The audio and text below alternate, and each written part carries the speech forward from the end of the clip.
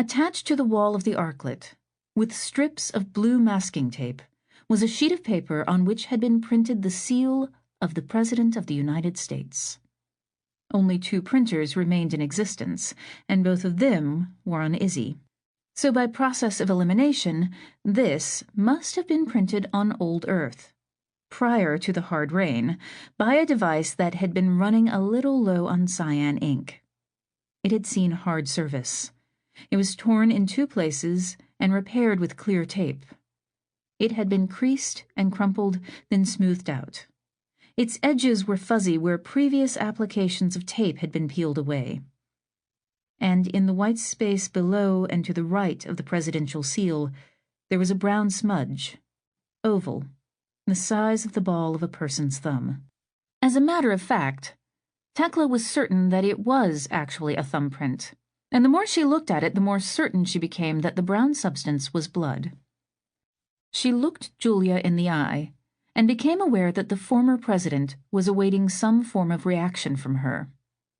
Unlike most people, Tekla felt no pressure, no obligation to fulfill any such expectations. Julia, a bit unnerved by that, broke eye contact and continued. "I don't quite understand the story they are telling us, anyway."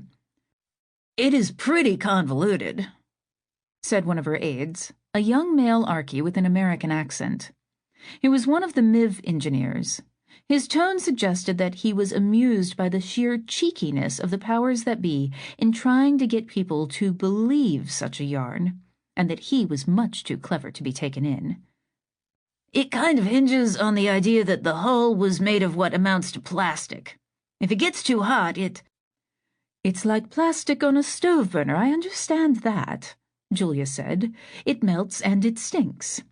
"Nuke air had shifted in a way that caused the hull to come into contact with a nozzle that was extremely hot."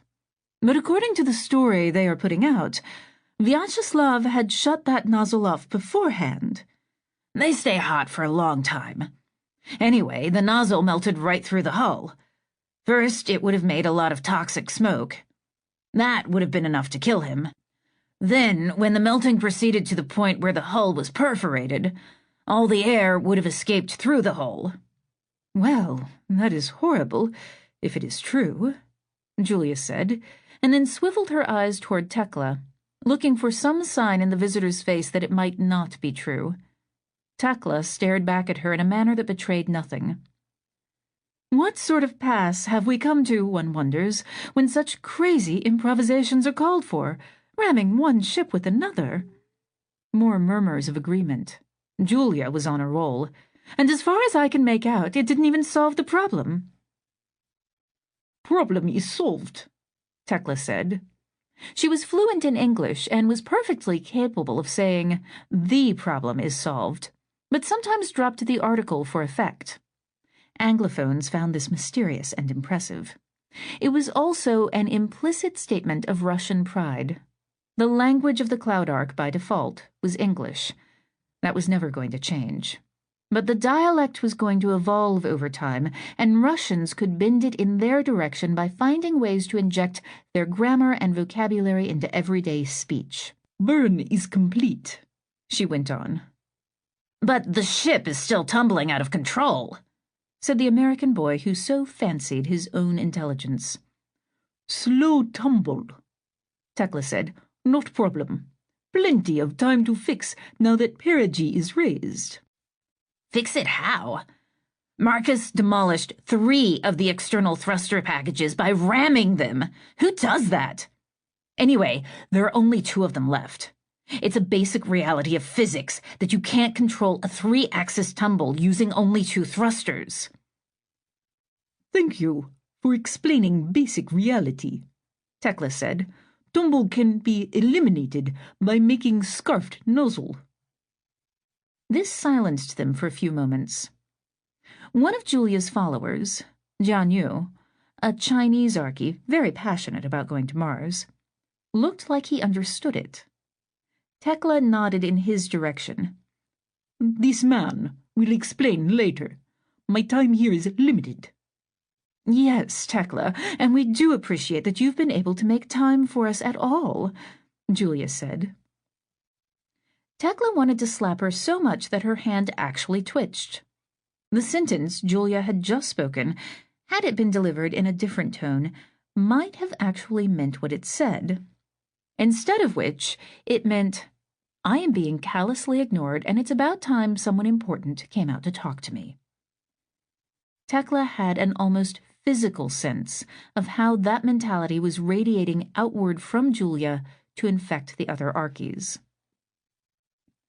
Like almost everyone else in the Cloud Ark, Tekla was wearing a coverall with many pockets, compartments, external holsters, and the like. One of them contained a knife with a 4-inch, double-edged blade. Its tip could find JBF's heart easily. Tekla faded from the conversation briefly as she considered how to manage this. Julia probably wouldn't be expecting a frank assassination attempt, though you never really knew, with people who had such minds. Tekla said, "Would you like to report any difficulties with the sun? Repeated outages have been observed." Julia pressed her lips together in a satisfied way and looked toward Spencer Grindstaff. "First I've heard of it," Spencer said. The statement was met with perfect deadpan silence. Tekla just waited. Soon the temptation to boast would get the better of them. Her training in tradecraft, in how to be a spy, had not been all that extensive. A few basic courses, some assigned reading. The reason was simple. She was too conspicuous to be useful as a spy, too similar to the Hollywood profile. Real spies went unnoticed. So they had kicked her out of the program and put her to work in roles, such as being an Olympic athlete, where her conspicuousness was an asset. But she had picked up a few general precepts, and she knew that this one thing, the urge to boast of one's accomplishments, had betrayed more secrets and destroyed more careers than anything else. She looked at Grindstaff. Unlike most people who soon broke eye contact, he looked right back at her, grinning. "Unusual," Tekla said, "for one of your background." "Sources and methods," he said.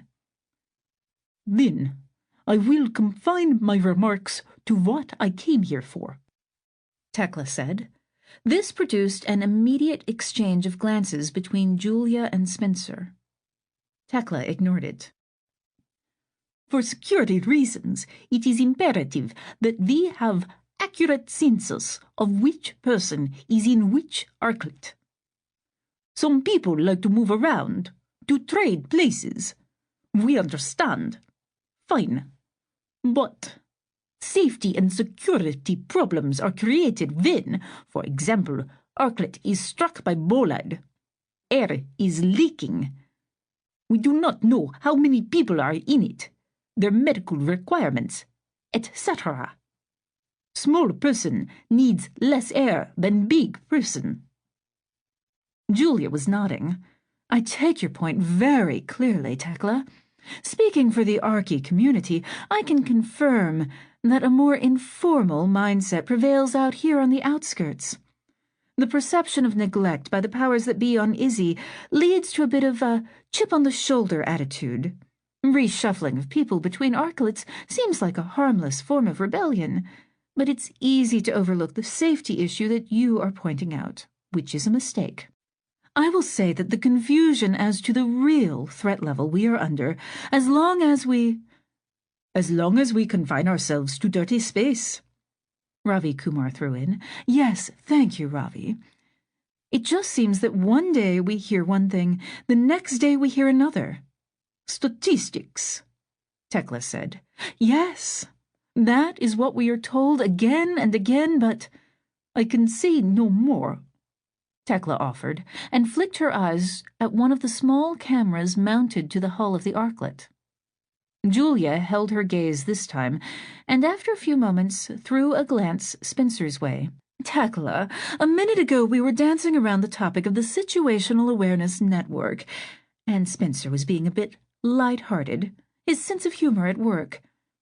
But I feel comfortable telling you that, thanks to Spencer, We do have a way to disconnect from the SAN when we want to just have a normal conversation without wondering who might be listening in.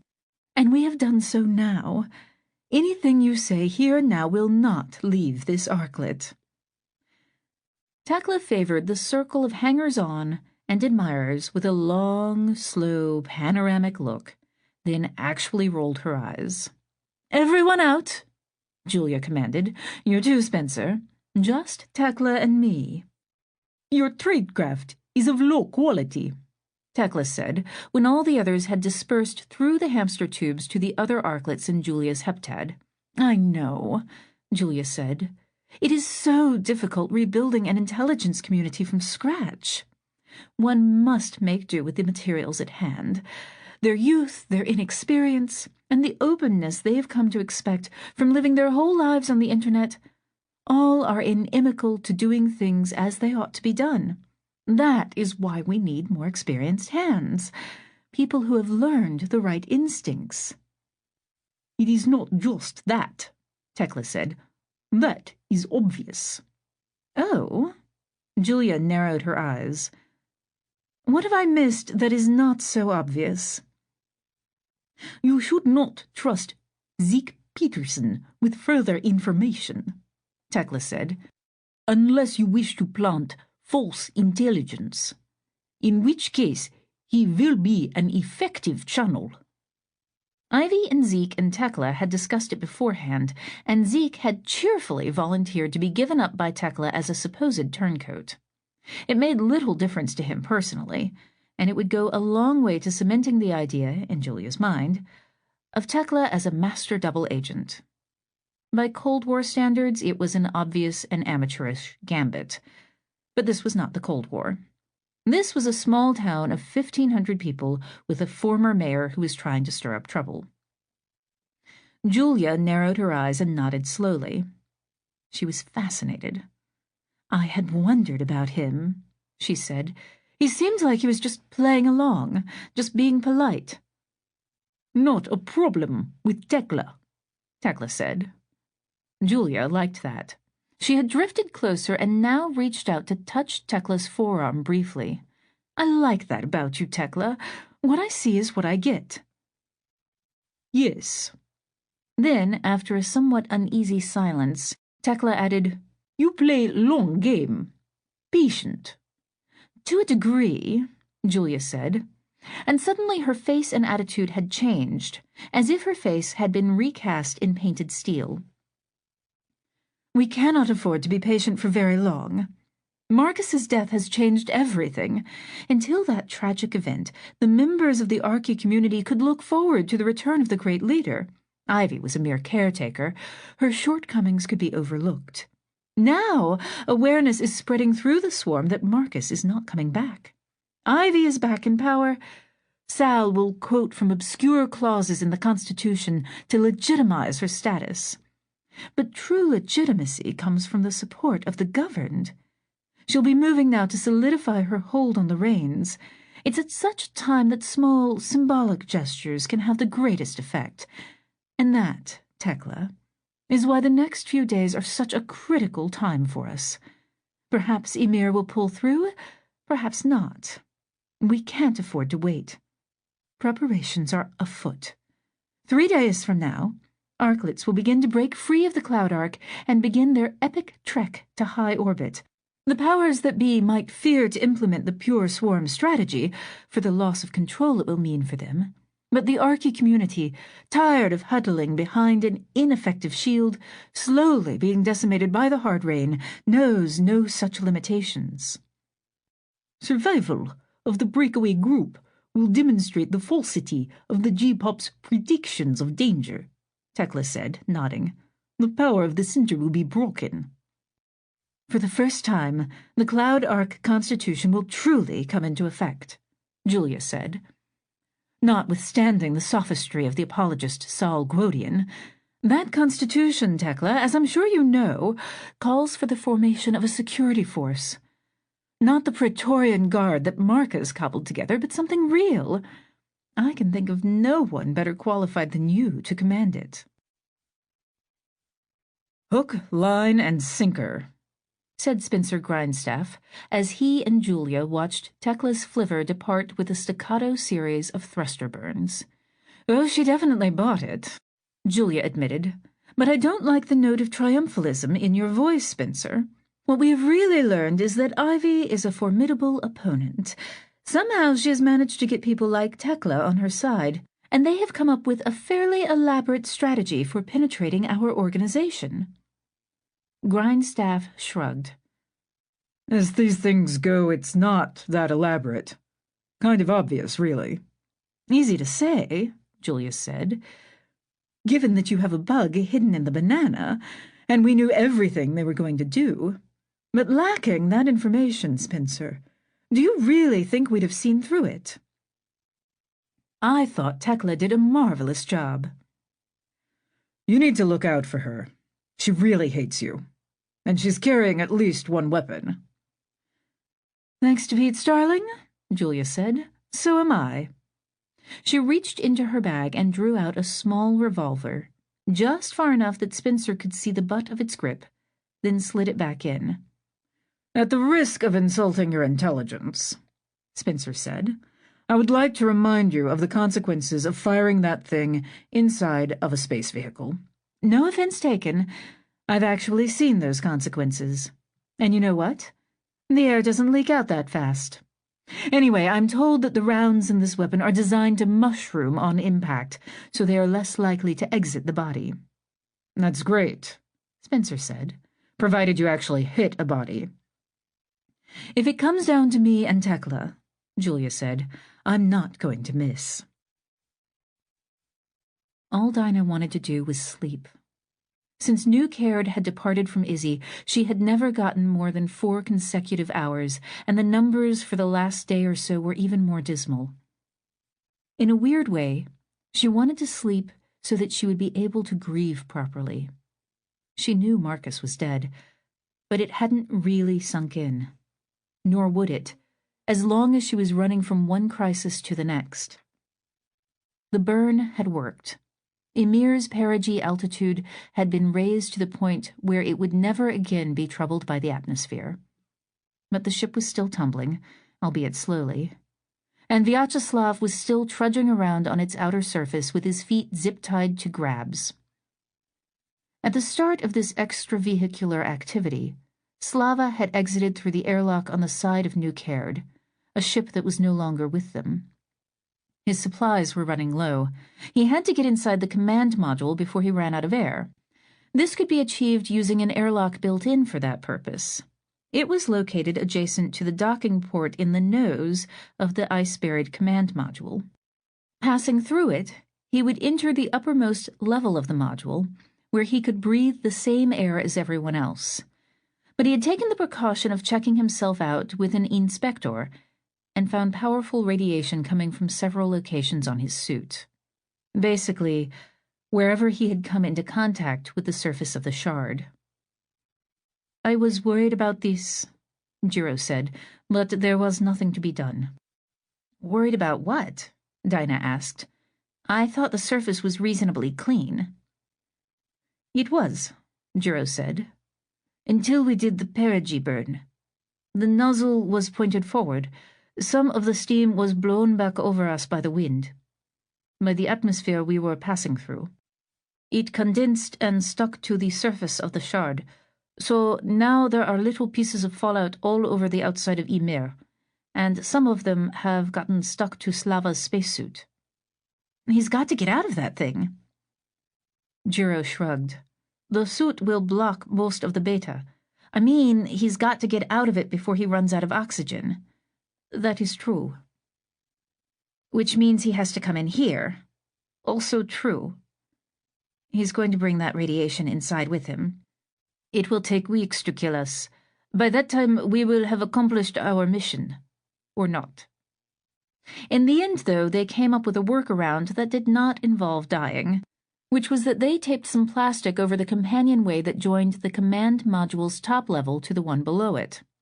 Before doing so, they moved a generous supply of food and water to that level, along with toiletries, a sleep sack, and other items Vyacheslav would be needing. Slava passed through the airlock with some minutes to spare, doffed his suit, and closed it up in the chamber of the airlock, which would block most of the beta radiation coming off it. He then stripped off his clothes and went through several repetitions of decontaminating himself with pre-moistened towelettes, throwing all of it into the airlock chamber before slamming its hatch shut. Then he threw up. The upper level of the command module, along with Slava himself, now had to be treated as contaminated, but they didn't need it anymore. Jiro and Dinah would be confined to the lower levels, separated from Vyacheslav and the possible contamination by a sheet of plastic, until they reached Izzy or died. A common air supply circulated through all the levels in ducts, but it had a filter system which they hoped would catch any floating motes of fallout. Having seen to all of those matters, they turned out the lights and slept. Dinah slept through her alarm, in fact, and finally woke up to realize she'd been out for 12 hours. Her next thought was to wonder where Marcus was. Then she remembered, with a kind of astonishment, that he was dead. It came as a stinging slap, followed by grief. But on the heels of the grief came a feeling of deep fear that she had rarely experienced in all the time since Zero. It was not the sharp, bracing fear one felt on an adventure, such as the ride through perigee, nor the kind of intellectual, abstract fear that had been with them ever since Jube had predicted the hard rain. This was a kind of morbid panic that was second cousin to depression. It was how a child might feel upon learning that she had been orphaned. Not a child, rather, but an adolescent, the oldest sibling, on whom responsibility for the family now fell. Marcus was gone. He wasn't going to shoulder any more burdens for them. Others would have to take up those burdens, and some of those, the ones perhaps most eager to step into Marcus's place, would certainly make the wrong decisions. And so, as sad as Dinah felt about the fact that she would never see Marcus again or feel his embrace, the thing that really made her want to contract into a fetal position was this knowledge that it was on her now, on her and Ivy and Dube and the others who could be trusted. She went up into the common room and found Jiro, as usual, lost in contemplation of arcane plots on his computer screen, reflected in miniature on the lenses of his bifocals. During the year he had been in space, his prescription had changed, and so he had been the first consumer of the optical lens-grinding machine that had been sent up and installed in Izzy. Without it, much of the Cloud Ark's population would gradually have been rendered non-productive as their eyeglasses were broken or wore out. It was a military machine capable of making glasses in one style and one style only. At some point, a few years down the road, everyone who needed glasses would be wearing this style. It was interesting to contemplate how many decades or centuries would have to go by before the population had grown and the economy developed to the point where it could support an eyewear industry with different styles. He looked up at her through the milky reflections. "I let you sleep," he said. "Your robots seem to be working fine. There is nothing to do until I finish these calculations." "And then what?" "We have to eliminate the last of the tumbling," Jiro said, "before we make the final braking burns." For Dinah, that was all clear. Ymir was in a safe orbit now and would not fall into the atmosphere any time soon. But she was still going much too fast, and way too high, to rendezvous with Izzy. They needed to finish the execution of the same plan they'd had all along, which was to make one or two more braking burns as Ymir passed through her perigee, slowing her down to the point where a rendezvous with Izzy was feasible. This required getting the nozzle pointed forward again, and keeping it that way. How much damage was done to the... "They were destroyed," Jiro said. "We have 2 remaining." They were both referring to the thruster packages, embedded in the ice, that would normally have been used to manage the shard's attitude. "It is fine. It was necessary," Jiro added, almost as if worried that Dinah would think poorly of him for criticizing the decisions made by a dead commander. Can more be sent out from? Jiro nodded. It is possible to assemble a MIV that could rendezvous with us and assist with the problem, just in case my idea does not succeed. But since our radio link was lost with New Caird, we cannot coordinate this. And what is your idea? We can use your robots to alter the shape of the nozzle exit, Jiro said. He held up one hand like a blade, pointed toward the ceiling, and then flexed his knuckles slightly, indicating a shallow bend. Make it asymmetrical. Like a scarfed nozzle. Exactly. When we fire the main propulsion, it will give us an off-axis thrust.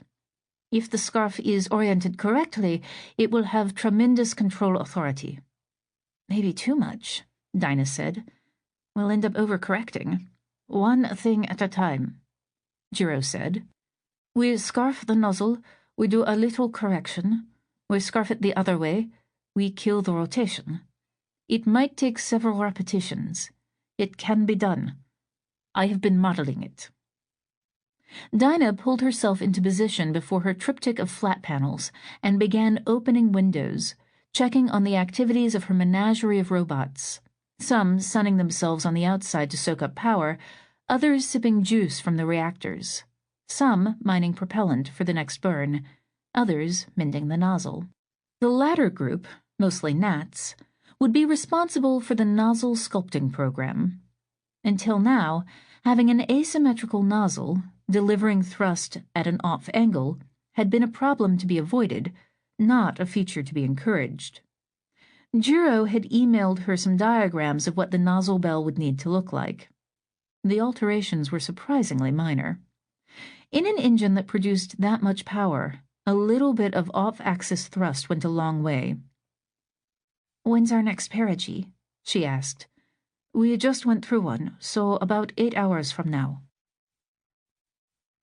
The paramount duty of the Cloud Ark's commander, so important that Marcus had broken character and described it to Ivy as sacred, was to stay on top of the bolide scan, which was a feed of information synthesized out of all of Izzy's long-range radars and optical telescopes.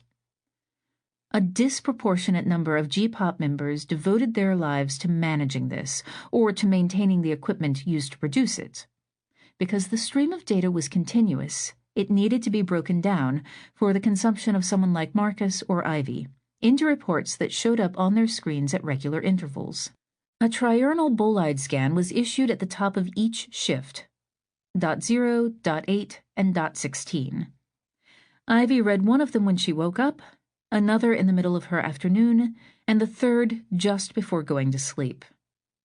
Each of these summarized what was known about bolides that might come near them during the next 8 hours, and made recommendations as to what maneuvers the Cloud Ark should execute in order to avoid them. Typically, they made small burns several times a day for this purpose. The policy was default go, which meant that the maneuver would be promulgated to the Cloud Ark via perambulator and carried out automatically, unless the commander vetoed it. The only reason this was ever likely to happen was in cases where two dangerous rocks were headed their way at about the same time and they needed to make a decision. Such events had occurred twice during the hard rain so far, but they had been simulated and war-gamed hundreds of times before that. The name of the game was to avoid getting cornered. To be detected 8 hours in advance, a bolide had to be pretty big. Smaller ones came along all the time and weren't picked up on the radars until minutes or even seconds before collision. Accordingly, smaller reports were issued at the top of every hour, listing all noteworthy rocks that had been detected during the last 60 minutes. This covered most of them, so the commander, or whoever covered for her while she was sleeping, could discharge most of her responsibilities in read the bolide scan by dropping everything else she was doing at the top of each hour and reading it. From time to time, however, they would become aware of a hot rock, or streaker, that had surprised them by coming in from a weird angle, or at unusually high speed, and then the commander would be notified immediately so that an alert could be issued and evasive action could be seen to. The streaker alerts combined elements of the small-town Midwestern tornado siren with the red alert from Star Trek.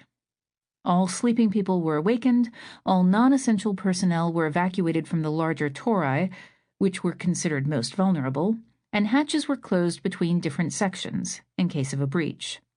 Similar precautions were taken by the Archies. Arklets were, of course, more vulnerable to bolide strikes, but they were also more maneuverable. As the hot rock drew closer and its orbital parameters were determined more precisely, the data would be fed to Perambulator. Any Arklets in danger of being hit would be identified, and a collective solution would be calculated that would enable them to move into safer trajectories without banging into anyone else. These events happened, on average, between 1 and 2 times a day, but as always, the devil was in the statistical details. They had once gone 3 days without a single streaker. On another occasion, they'd had 5 of them within a 12-hour period. The first of these events had caused an upwelling of chatter on Spacebook to the effect that the powers that be were overstating the threat in order to cow the Archies into submission. And the second had generated a hard-hitting blog post from Tav Prowse calling the G-pop on the carpet for systematic incompetence. It was in the wake of such an alert, while cleaning up her desktop of post-action chatter, that Ivy's attention was drawn to a post that had just come up on Tav's blog. An interview with Ulrika Eck. "Ulrika has a lot to learn about bloggers," was Ivy's verdict, after she'd finished reading it. She shook her head. "You'd think she, of all people, would know. She's been through PR training." These remarks were delivered to a banana that had been slowly repopulating itself during the last few minutes, with people who had been called away on other duties during the streaker alert. Tekla was the last to arrive, bringing Tom Van Meter and other members of Marcus's security detail in her wake. Louisa and Sal were already present in the room. Doob had just texted his regrets, explaining that he needed to crunch some numbers about what had just happened. "She probably dropped her guard," Louisa suggested, thinking she was just chatting informally. "You've read it, then?" "I scanned it." "Referring to what?" Tekla asked. Ulrika made a few off-the-cuff remarks about swarm theory and which strategies we might wish to pursue in the future, and Tav is blowing them up into a cause célèbre, Ivy said. "What, if anything, would you like to do about it?" Sal asked. "Nothing," Ivy said. "Look, the longer this thing with Ymir continues, the more anxiety people have about the big ride. Every time a hot rock comes in, it juices up that anxiety for a little while. Well, either it'll work or it won't. If it doesn't work, then we have very little choice anyway. We have to dump and run." Sal nodded. "But if it does work, it'll change everything about the way people think." Ivy nodded. "Yeah, and I'm growing certain that it will. Even if the scarfed nozzle gambit fails, we still have that MIV we can send out as a backup plan. I think that in a week, we'll have a successful rendezvous with Ymir and we'll be prepping for the big ride." Ivy made a gesture, indicating that the new arrivals should find places for themselves around the table. "Which brings me to the topic of this meeting," she continued. "We know what JBF's plan is. She's recruiting some number of Archies willing to strike out on their own. The general scheme seems to be that they'll get a few Arklets stocked with provisions for a few weeks' journey. Then, on a signal, they'll break away from Izzy and make burns that will take them to a higher orbit. An orbit that we can't reach without expending a lot of propellant. We don't know what their long-term plan is, or if they even have one, but I think Julia is basically playing the odds that these people will survive long enough to send back messages saying, 'Come on in, the water's fine,' and encourage other Archies to follow suit. They all know that they can't really be pursued once they've departed the swarm. Membership in the Cloud Ark is, under the current state of affairs, voluntary." "I infer you mean to change that?" Louisa asked dryly, casting her gaze over Tekla and the members of the squad. They can't make a break for it without hoarding certain critical supplies, Ivy said. We can't allow people to just ransack our storage facilities for whatever they want, and we have clear evidence that this has been happening. There's traffic on Spacebook about where to look if you want to score a box of fresh batteries or scrubber cartridges. So, our basic approach to this is going to be simple. We've identified the worst offenders, where hoarding is concerned. I'm going to make an announcement in an hour explaining how the Cloud Ark Constitution works when it comes to theft of public supplies. And I'm going to offer a 24-hour amnesty during which anyone can turn in stuff they have been hoarding. As soon as that time is up, Tekla and her team are going to move on one arklet that we know is being used as a storage dump for contraband, and they are going to restore order. And then Sal will step in as prosecutor and take whatever action he deems justified. How can you put people in jail when they are already confined to tin cans? Louisa asked. How can you find them when there's no money? We will have to evolve solutions as we go, Sal said. Tekla stared him down, then drew her thumb across her throat. Well, that seems definitive, Julia said. She and Spencer Grindstaff were hovering in the middle of the white arklet. Drifting near them was a laptop whose speakers had been playing the audio feed from the banana. They could hear the sounds of the meeting breaking up and people separating into smaller conversations as they moved out of the room. Spencer pulled it closer and whacked the volume button a few times to mute the sound. As I said before, hook, line, and sinker. Unless, Julius said, they are somehow aware of the fact that we have surveillance on the banana and everything we just heard was a sort of radio play staged for our benefit. Spencer beamed. Now that is paranoid. I thought I had it bad, but... Just kidding, Julius said a little too quickly. This is actionable, Spencer. I believe we are justified in taking everything we just heard at face value, which means I am comfortable giving good news to the Martians. Are they ready? Yes, they've been waiting, Spencer said, and thumbed out a text message to summon them.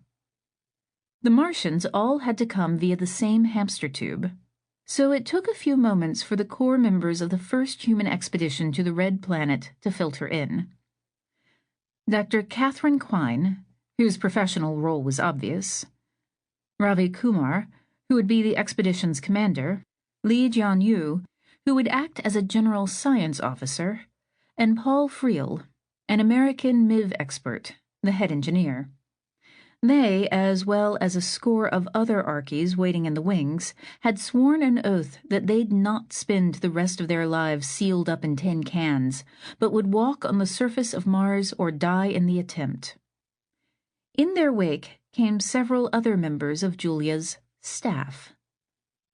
Julia opened the meeting with a few words of greeting and a solemn announcement to the effect that the Mars mission was a go.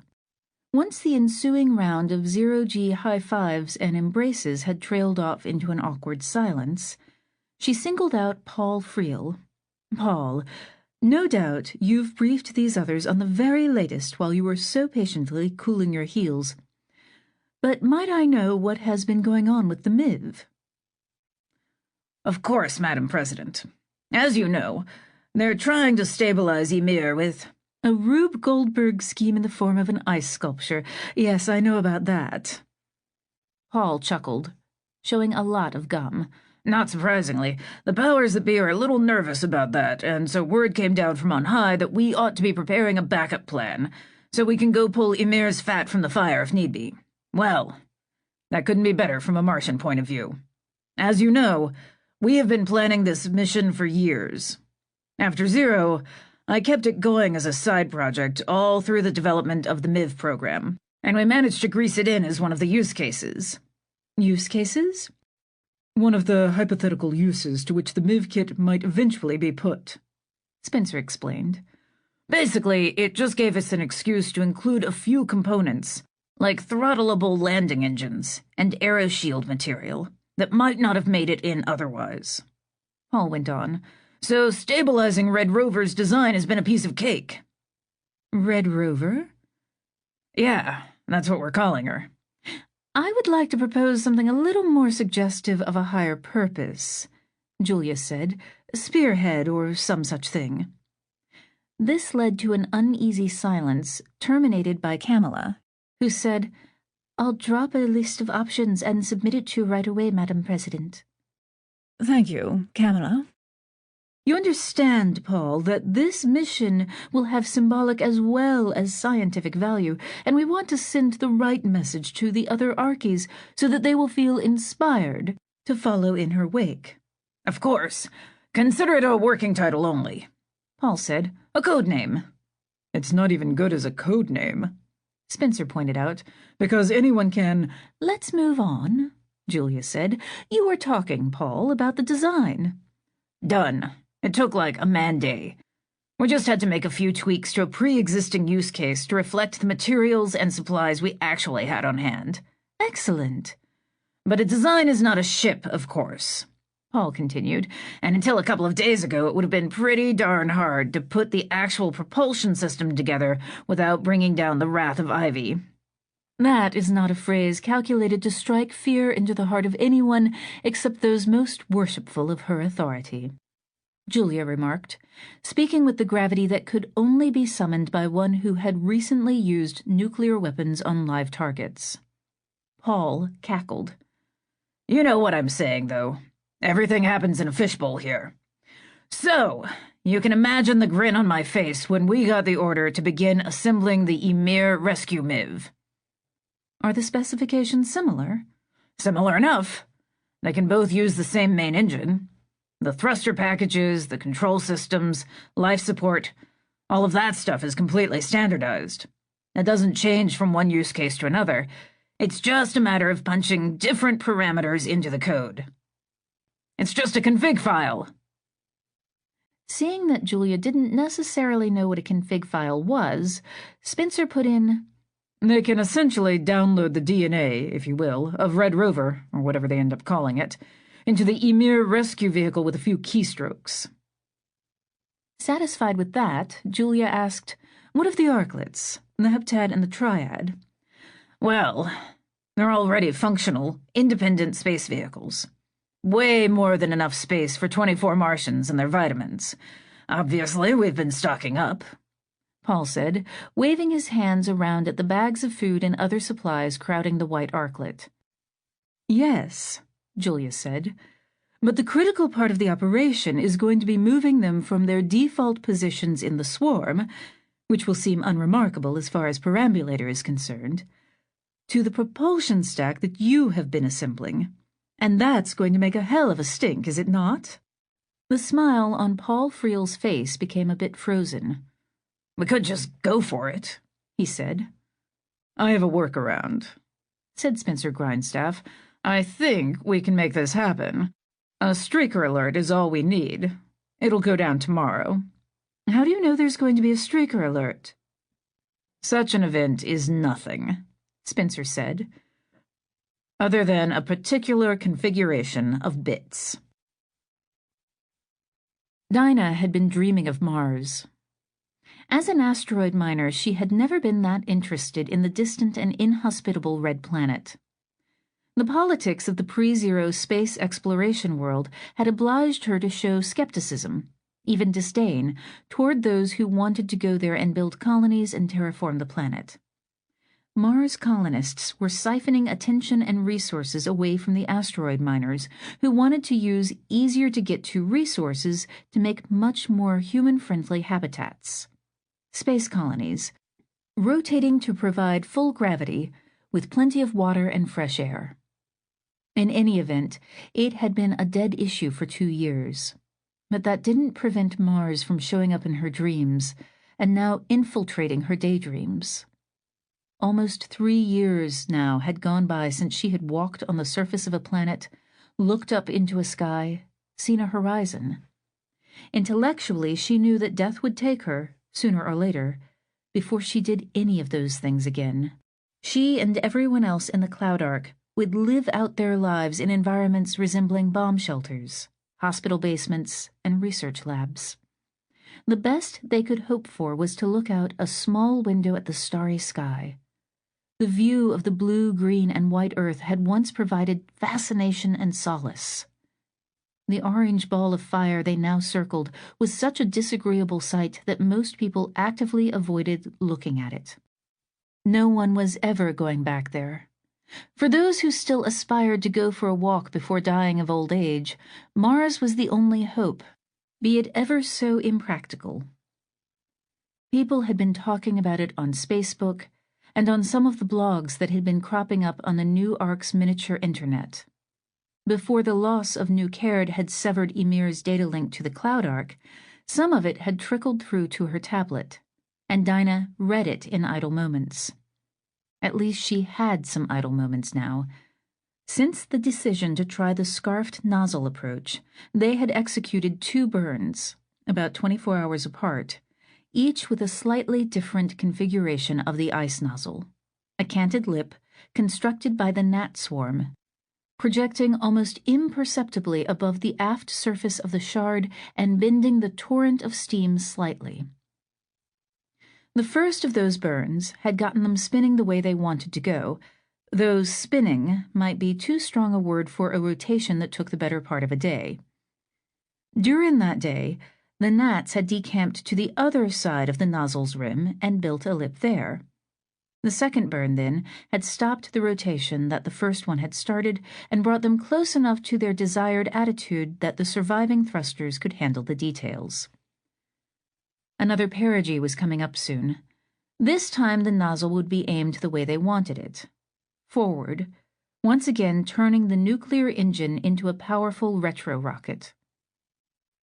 The robots on the inside of the shard had been at work scooping it out, sculpting the walnut shell architecture that, according to the structural engineering simulations, would enable the whole thing to hold together during the last round of maneuvers. The hoppers were full of ice, with more on the way, and they'd finally learned how to make the system work consistently. Part of that lesson was not to try to accomplish too much with any one burn. It was better to take it easy, to set a reasonable delta V target, get it done and lock it down, then take stock of the situation and plan the next burn at leisure.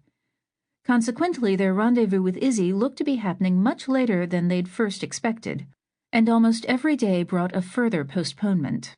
But at the same time, it came to seem more and more of a sure thing, less of a wild chance, and this began to affect Dinah's thinking. Her robots were doing their work almost entirely on autopilot, leaving her somewhat bored. Vyacheslav, sealed up on the other side of a wall of plastic, could be talked to, but preferred keeping to himself. Jiro, on the other hand, had been working almost around the clock and been showing signs of strain. Dinah would find excuses to float behind him and look over his shoulder at his screen. Was he playing solitaire? Running orbital mechanics simulations? Writing his memoirs? He seemed mostly to be looking at video feeds of machinery. By process of elimination, this had to be near the core of the reactor. In the floor of the bottommost level, 3 stories below them, was a manhole giving way to a shaft sunk into the ice. At the far end of that shaft was another hatch providing access to what, on an ocean-going ship of old Earth, would have been called the boiler room. A small pressurized compartment housed control panels and access ports connected to the reactor, which was only a few meters away on the other side of a heavy wall. The wall was a radiation shield, at least in theory, but sending up a huge piece of lead hadn't been an option for the hastily assembled Ymir expedition, and so the boiler room got washed with neutrons and gamma rays whenever the reactor was used. The radiation detectors that Sean and company had left behind, the last time they'd closed that hatch, didn't leave much to the imagination. The place was a hellhole now. Fortunately, all the systems connected there had been designed to be operated remotely from the safety of the command module, so there was no need to go down that ice tunnel and open that hatch. Their instruments told them they were nearing perigee again. Jiro, assisted by Dinah, executed what they hoped would be the second-to-last burn of the big engine. This went on longer than Jiro had predicted, but it seemed to work. Ymir shed most of her excess velocity. Her orbit, at apogee, was now only a few hundred kilometers higher than Izzy's. In spite of attrition suffered by the robots as they wore out, broke, or succumbed to radiation damage, Dinah still had enough of them to restock the hoppers for the final major burn, which they calculated would be happening at a perigee a few hours later. "If you are satisfied with the disposition of your robots," Jiro said, "I would like to show you how to operate the main propulsion." She had grown up in mining camps where older men liked to amuse her, and themselves, by teaching her how to operate heavy machinery, blow things up with dynamite, pilot airplanes, and the like. So Jiro's offer didn't seem unusual to her at first. Teaching people how to do stuff was, among other things, a way to alleviate boredom. But over the course of the next hour, it slowly became clear to her that Jiro really was expecting her to operate the engine during the upcoming burn. It might have been the language barrier, but his English was pretty good, and he was being quite persistent in saying things like, "You will keep an eye on this thermocouple," and "You might see some flutter in this valve." "If you don't hear from me beyond the 30-second mark," he said at one point, "then you are on your own and you will have to initiate shutdown based on observed delta V." "Why would I not hear from you?" Dinah asked. "Where are you going to be?" "In the boiler room," Jiro said. "Why would you go there?" "Some of the control blade actuators have stopped responding," he said. "I think that the electronics have been damaged by radiation. It's okay. We have replacements. But they will have to be installed manually." "So you're going to go down there?" "Yes," Jiro said, "and that is where I am going to stay." "It is for all intents and purposes empty," Tekla reported over an encrypted voice link to Ivy. "Empty of people, empty of supplies." She, Tom Van Meter, and Bowler Eridina had spent the last 10 minutes searching Arclet 98, from front door to boiler room, under the eye of Sal Gwodian. They had arrived via Flivver, docked, and entered 98 without incident. Sal had gone through first, carrying a tablet on which was displayed the first search warrant ever issued under the provisions of the Cloud Ark Constitution. He had been ready to show it to the first person who challenged him, but no one was here. Tekla, Tom, and Bo had then come in, wearing orange vests improvised from survival kits that, since they'd been designed for use on Earth, had no practical utility anymore. These would serve as police uniforms until something else could be stitched together. With any luck, they wouldn't be needing a lot of cop gear. But Ivy had been clear, and the others in her ad hoc council had agreed, that if they were executing what amounted to a police action, they couldn't beat around the bush, couldn't try to palm it off as an informal visit. A new constitution had to be exercised, or it was just words. "Can you get it back on the SAN?" Ivy asked, over the voice link. "I'd like to see what's happening." "I'll reboot everything," Sal said, pulling himself up into the control couch. "But it depends on what Spencer did, whether he broke it permanently or just entered a temporary command." He reached around in back of a panel, felt for a connector, pulled it out, and jacked it back in. "We had estimated that you were going to find 10 person-years worth of non-renewables in that thing," Ivy said. She meant not bulk food, which could be grown in the outer hull space of an Arclet, or air, which was renewed by the life support system, but generally smaller items, like toiletries, vitamins, medicine, and specialty food. That was based on circumstantial evidence, the amount of stuff that's gone missing, the number of Flivver trips and EVAs that have touched that Arclet. We always knew it was only a guess, but for it to contain nothing at all is odd. "More than odd," Tekla said. "Surprise attack." "You think there's going to be an attack?" Maybe not in sense of violent assault, Tekla said, but something. And Arclet 98 was a decoy, obviously. A musical tone sounded from the Arclet's PA speakers, and the white LEDs changed their hue to red. "Alert," said a synthesized voice. "All personnel should now be awake and at stations for urgent swarm maneuver. This is not a drill." They'd heard it before. It was a streaker alert. Normally, though, they took it at face value. "Remarkable coincidence," Tekla said. "I think you guys had better get back in the flivver," Ivy said. "Follow the usual procedures for one of these, but keep your eyes open." "Steve, do you have anything yet on the bolide?" Ivy asked. They were about 5 minutes into the alert, which had obliged them to move down into the banana. As much as Ivy wanted to know what was happening with JBF and what Tekla had characterized as a surprise attack, her responsibility in a case like this one was clear. All of her attentions had to be focused on the evasive maneuvers being carried out by the Cloud Ark and their possible consequences.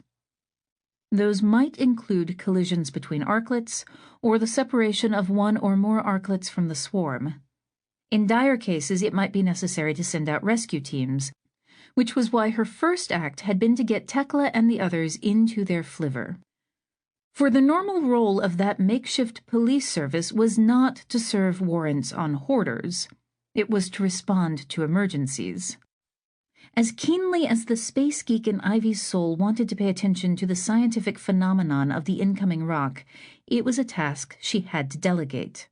And she delegated it to Steve Lake as soon as the alert had sounded. Thus far, the alert had been proceeding as most of them did, which meant that most network activity had been shut down to leave open bandwidth for perambulator. That system swung into action without human intervention, calculating courses, making suggestions, and gathering data about what the motes in the data cloud were doing. The perambulator screens were looking pretty angry, but that was normal as almost every arklet fired its thrusters and shunted into a new trajectory. In time, it would get sorted out. It always did. But part of the sorting out process was refining what they knew about the trajectory of the incoming streaker. The closer it came, the more precisely they could track it.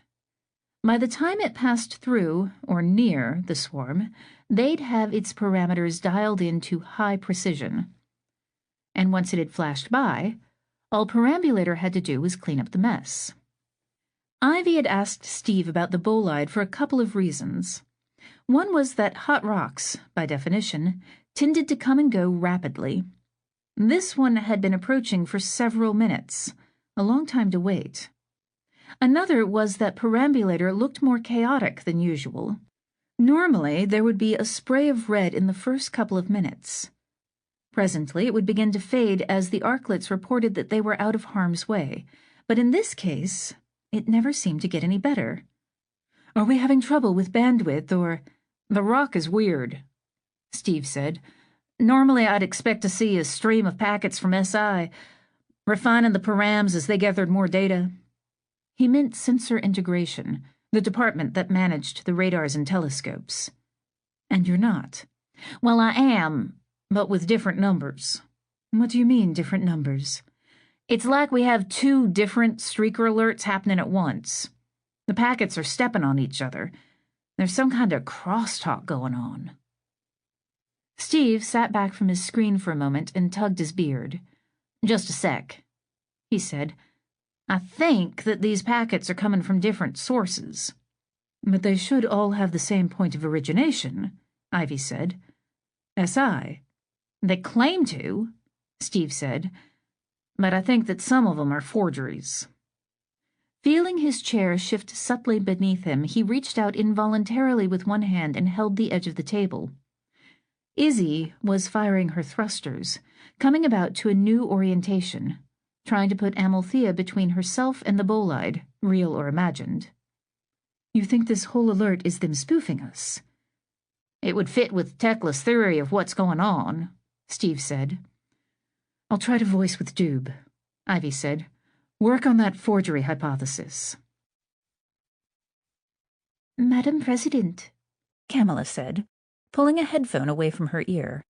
As you requested, I am informing you that Ivy has figured it out. She knows? Julia asked.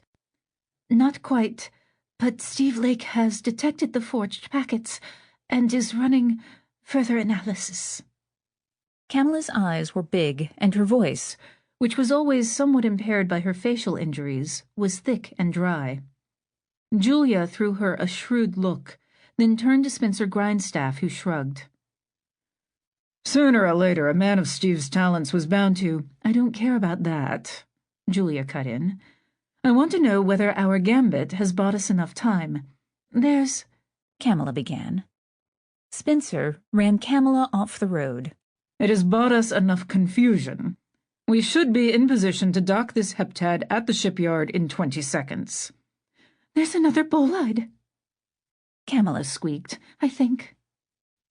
Julia shook her off, keeping her focus on Spencer. Where is the triad? Already there, Spencer said. The spacewalkers? Suited up, out of the airlocks, in position. Still, the assembly, the integration, it will take time. Madam President, if I may. Paul Friel broke in. All we need is to slap her together, with zip ties if that's what it takes, and achieve separation from the shipyard. A small thruster burn will do it. Izzy doesn't have phasers to blast us out of the sky. They could send a flivver after us, but what are they going to do? All we need is to get clear. Then we can spend days prepping Red Hope before we embark on the mission in earnest. I wouldn't put anything past that Tekla. Say what you will about her. She'll follow orders, Paul said. Well, as a stay-behind supporter of your expedition, I will be happy to run interference for you until you can get cleanly away, Julia said.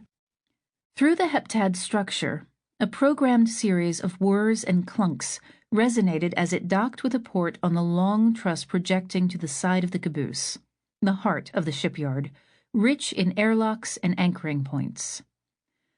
Docked at the next port along was a glinting, angular framework, the skeleton of Red Hope, awaiting its final components. It sported 4 large propellant tanks, clustered around a knot of pumps, valves, actuators, and sensors that fed a rocket engine centered below. Madam President, Ravi asked, I am afraid the time is now, unless you want to go to Mars, which you would be welcome to do. Julia snapped to attention. She had been checking herself in the mirror of her compact. Hardly glamorous, but by Cloud Arc standards her appearance would do. It is tempting, Julia said, but I have responsibilities here, I'm afraid. She snapped the compact shut and glanced over, verifying that Kamala was ready to shoot video on her phone. She was, but she still had that rattled look on her face. What had come over her? They'd have to have a heart-to-heart later. Very well, Ravi said, with a note of regret that sounded only a little forced. Perhaps you'll be wanting this. He held out a sheet of paper. Taking it from him, Julia recognized it as the presidential seal, much the worse for wear. Ravi had carefully peeled it from the wall, bringing most of its rectangle of blue tape with it. Julia smoothed it out and tucked it under one arm. Drifting slowly away from her, Ravi snapped out a salute. Julia returned it. Godspeed, Ravi. I look forward to hearing your first transmission from the surface of Mars. And I look forward to sending it, Madam President. We shall meet again, I feel. Somehow the intrepid people of the Cloud Arc will find a way, in spite of all opposition, to win through to the realm of clean space and follow Red Hope to a better place. Ravi was one of those who could never quite tell when he was being dismissed. He began to mumble out a stirring response, but Julia glanced at Kamala to let her know that she could stop recording, then propelled herself toward the nose of the white arclet. Kamala followed in her wake. After a few moments of squirming through tubes, they emerged from the port into one of the modules that made up the shipyard. It was something of a madhouse. The total roster of the Red Hope expedition was 24. Most of those were already aboard the heptad or the triad, waiting to be mated with the vehicle's frame. But a few were outside in spacesuits, and several were in here, engaging in hasty conferences or shoving bundles of supplies about. Adding a bizarre note were 4 members of the general population, apparently shipyard workers, who had been zip-tied, hands behind backs, to convenient attachment points around the inside of the module. Most looked fine, but one man had a stream of small blood globules drifting away from a laceration on his eyebrow. Paul Friel had mentioned in passing that several of the MIV team had become unwitting accomplices, helping to assemble the frame of Red Hope on the understanding that it was part of a backup plan to rescue Ymir. Apparently, they had changed status to witting and raised objections. The bleeding man was staring at Julia through the eye that hadn't swollen shut. "Julia!" he called out. In an odd way, Julia had nothing to do. The other Martians were busy shoving their hoarded supplies through the port into the heptad. One by one, the Martians were following suit, and so the space was rapidly clearing out. She ignored the bleeding man at first, but it got to the point where only one Martian, Paul Friel himself, was remaining. Lacking Ravi's feel for ceremony, he was checking off items on the screen of his tablet, paying Julia no attention whatsoever. "Julia," the zip-tied man said again. He wasn't shouting. His tone was almost conversational. "Yes?" she finally said. "What's your friend's name?" he asked, nodding toward Camilla. Julia bridled for a moment at the impertinent request, then remembered that it was never too late to turn an enemy into a friend. "Her name is Camilla," she said, "and let me say, sir, that I am shocked and dismayed to see what has occurred to you. Let me assure you that—" "Hey, Camilla," the man said. "Yes?" Camilla answered, sounding very much the scared 18-year-old girl. "Your friend is crazy," the man told her.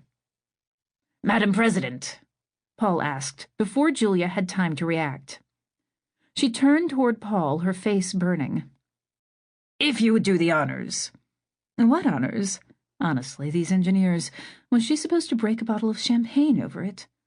"Close the hatch when I've gone through. Then we can undock." "Happy to." "See you on Mars." He stuck his hand out.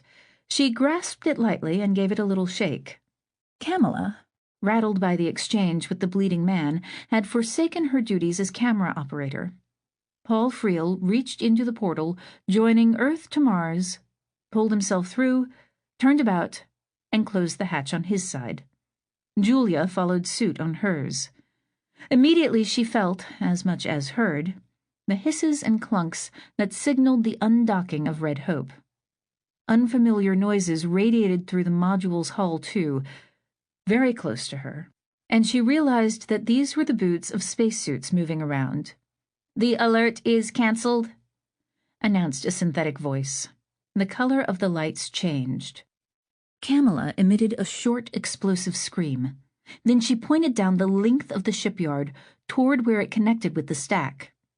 Down in the caboose, some 30 meters away, a few people could be seen, dressed in orange vests. One of them looked directly at her. It was Tekla. The synthesized voice spoke out again, sounding a second alert. That wasn't part of the plan. Tekla must have gathered her legs against something down in the caboose, capable of pushing back, because all of a sudden she was flying toward them like a rocket. Her arms were in motion, reaching this way and that to slap at anything that could help her correct her course. But her eyes were fixed on Julia, and she was coming straight for her.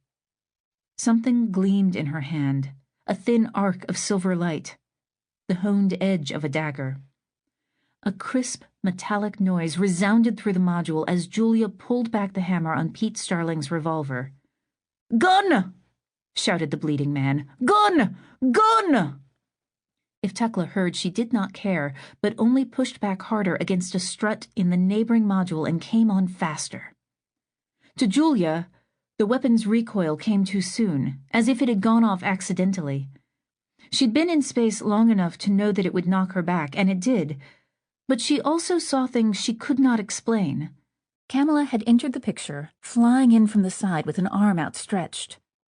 The wall of the shipyard itself reached out to body-check Tekla. A moment later it struck Kamala, then Julia. She had expected the high-pitched hiss of a bullet-sized hull puncture, but what followed was more like a roar, like the crowd in a football stadium when a pass is intercepted. Kamala's arm had turned into a wing of fire. Something took Julia from behind and hurled her toward the caboose. She looked around, thinking crazily that the bleeding man had somehow gotten loose and tackled her. But the force pushing her along was no human being. It was a torrent of escaping air.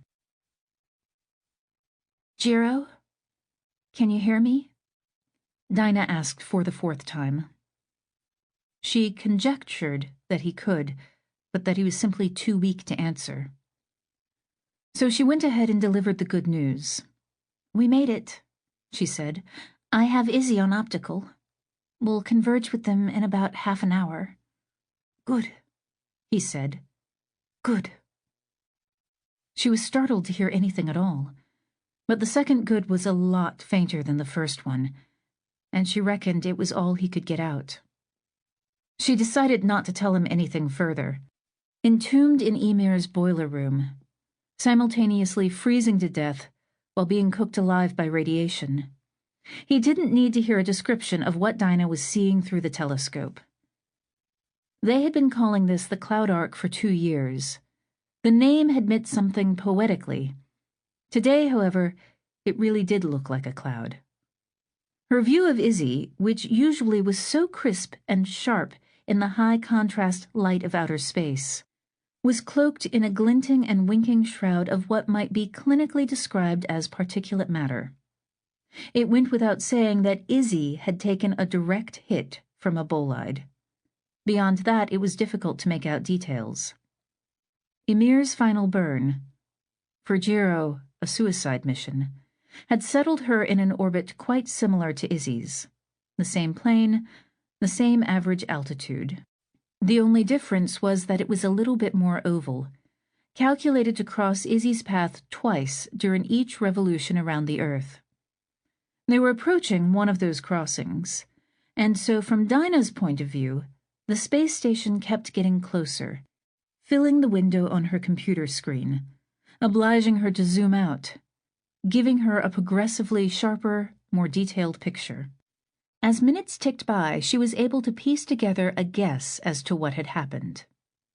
The rock must have come in from an angle, missed Amalthea cleanly, and struck somewhere near H2, the hub that anchored Tori 2 and 3. Both of the tori had huge bites taken out of them, and both had stopped rotating. Aft of that point, Izzy's spine, her central stack, was actually bent.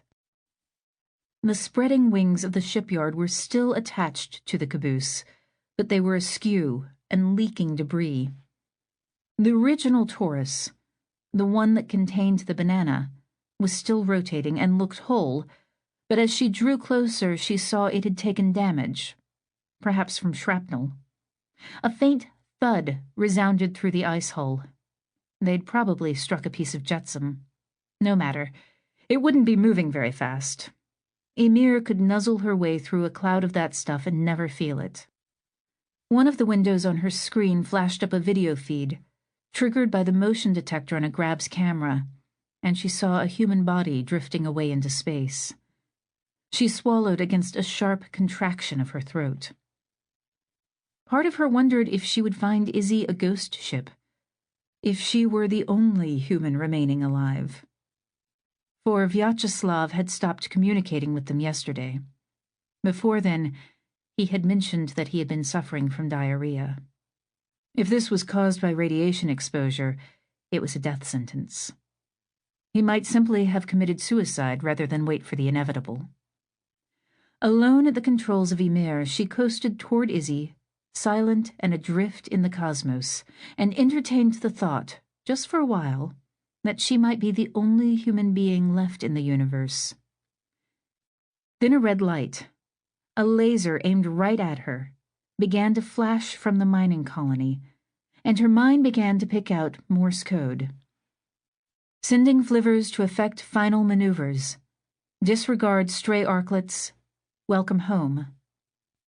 Lacking any way to respond, she waited and watched. Shreds of insulation, scraps of structural material, spilled vitamins, and the occasional body tumbled across the window as she panned and zoomed over various details. Everything forward of Zvezda looked pretty good. The mining colony and Moira's stash of genetic equipment appeared to be unscathed. Good. 3 flivers had separated themselves from the cloud and established trajectories that would bring them to Ymir within a few minutes. She guessed that they would act as tugboats, butting their heads against the shard and using their main engines to effect the final delta V needed to achieve rendezvous. So the first part of the transmission made sense. Disregard stray arklets, however, was something of a mystery. Why would there be such a thing? What did it mean, anyway, for an arklet to be stray?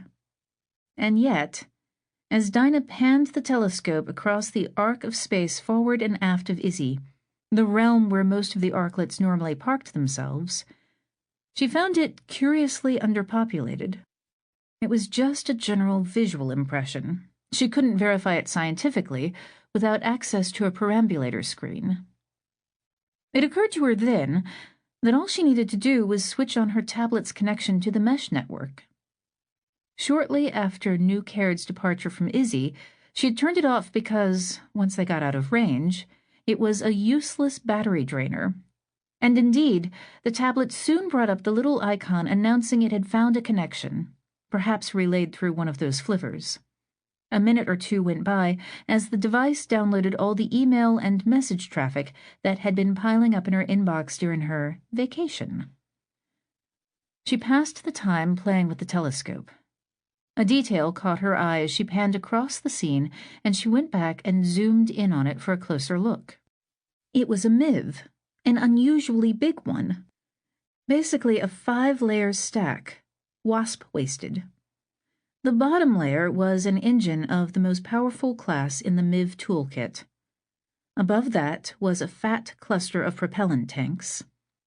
The third layer, the narrow waist, was a single arklet with an airlock on its side, a command module, she guessed, similar to New Caird's. Above that was a triad, and on top, forming the fat head of the vehicle, was a heptad. All of it was shrouded in structural webbing. Snared like little bugs in the edges of that web were small modules that she recognized as attitude control thrusters. The most notable thing about the vehicle was her outsized propellant tanks, hinting at a long journey. To where? The thing was keeping station several kilometers forward of Izzy, in a region that had been largely denuded of arklets. Her tablet finally finished downloading messages, most of which were long out of date by this point. She sorted them by age, newest first, and scanned the headings. Very few had come through in the last several hours. That stood to reason, given that the Cloud Ark had other things on its mind. But close to the top was one that caught her eye. Open communique from President JBF to the people of the Cloud Ark. Merely seeing those words gave her a feeling as if she'd been socked in the solar plexus.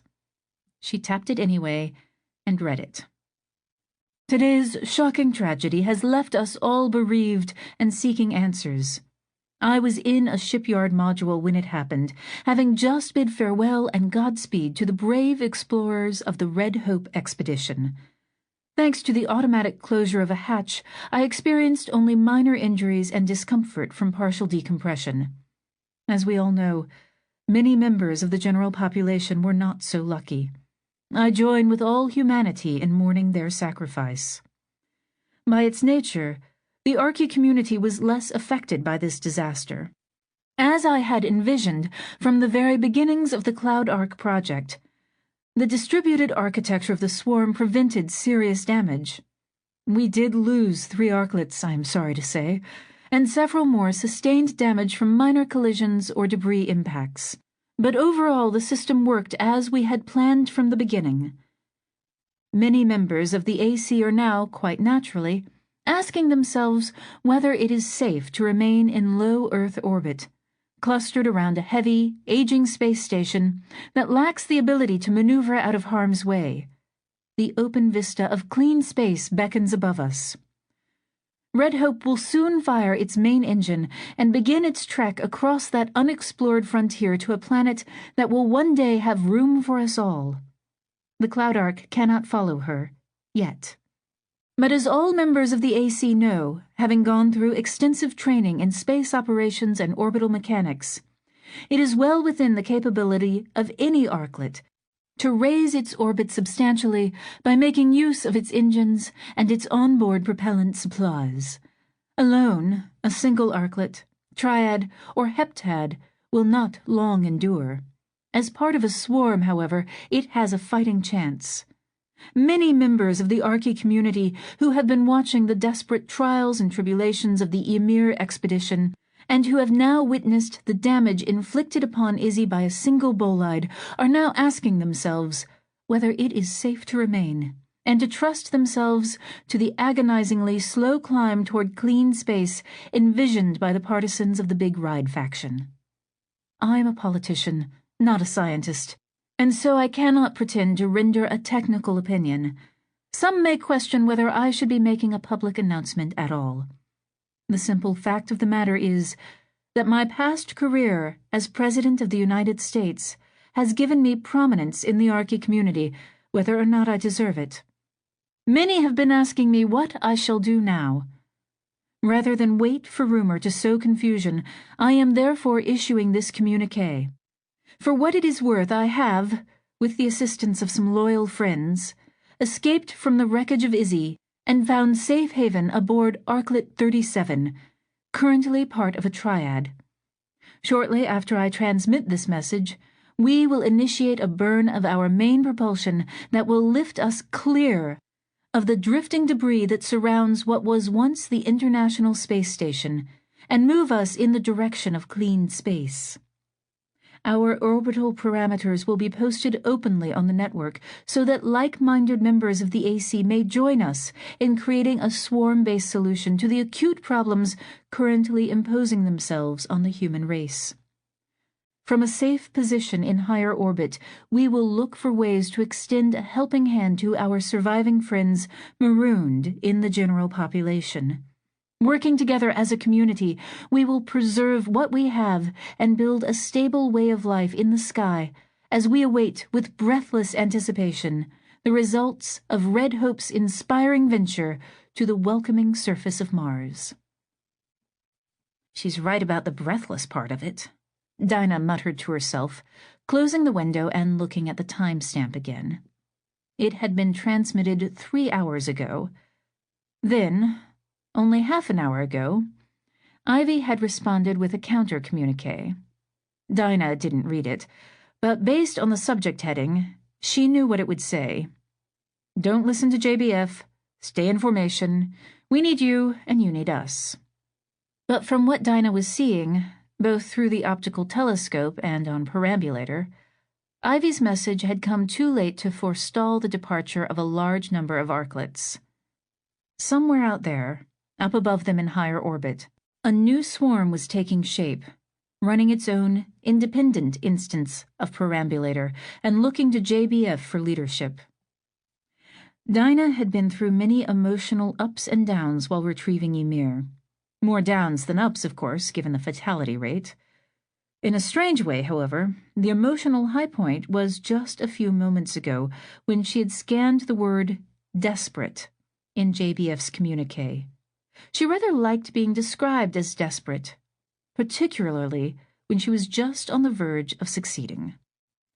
Perambulator was working on her screen now. She used it to check the status of those 3 flivvers. They were still closing.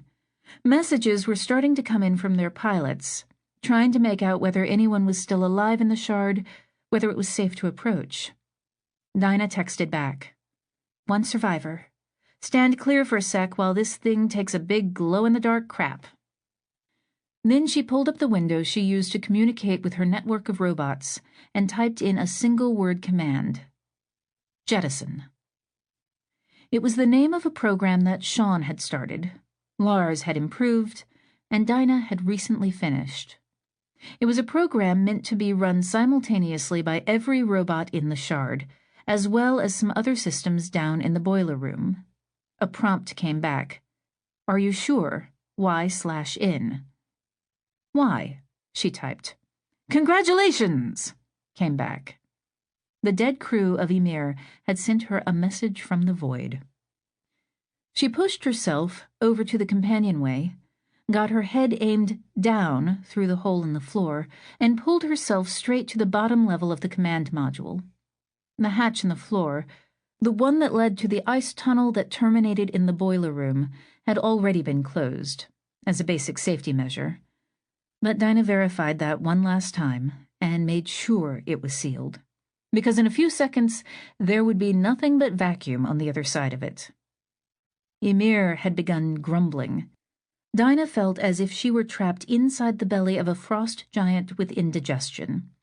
What she was hearing, she knew, was the collective noise made by thousands of gnats and hundreds of larger robots as they moved to safe positions on the inner surface of the hollow shard and gnawed away at the structural webbing that connected it to the reactor core. She returned to her seat in the command module and pulled up a video feed from the interior of the shard. Its walls were now thin enough to admit some sunlight, and so it had become a sort of vast, pellucid amphitheater where all of those robots could look inward to the smooth beryllium pod, a neutron-reflecting shroud, surrounding the reactor core. Formerly, this had been buried in ice. The recent excavations made to fuel the big perigee burns had left it exposed, also revealing the smaller pod of the boiler room mounted on its side, and the system of hoppers and augers that fed it.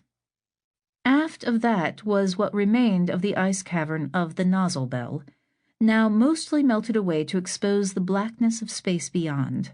The only thing now holding the reactor chamber in place was the massive central thrust pillar, a tree trunk of ice that grew from its forward end and extended straight up to the solid nose of the shard, where the command module was embedded. Jettison did her the courtesy of showing a countdown on the screen so that she could plug her ears. When it hit 0, a sickening crack resounded through the whole structure.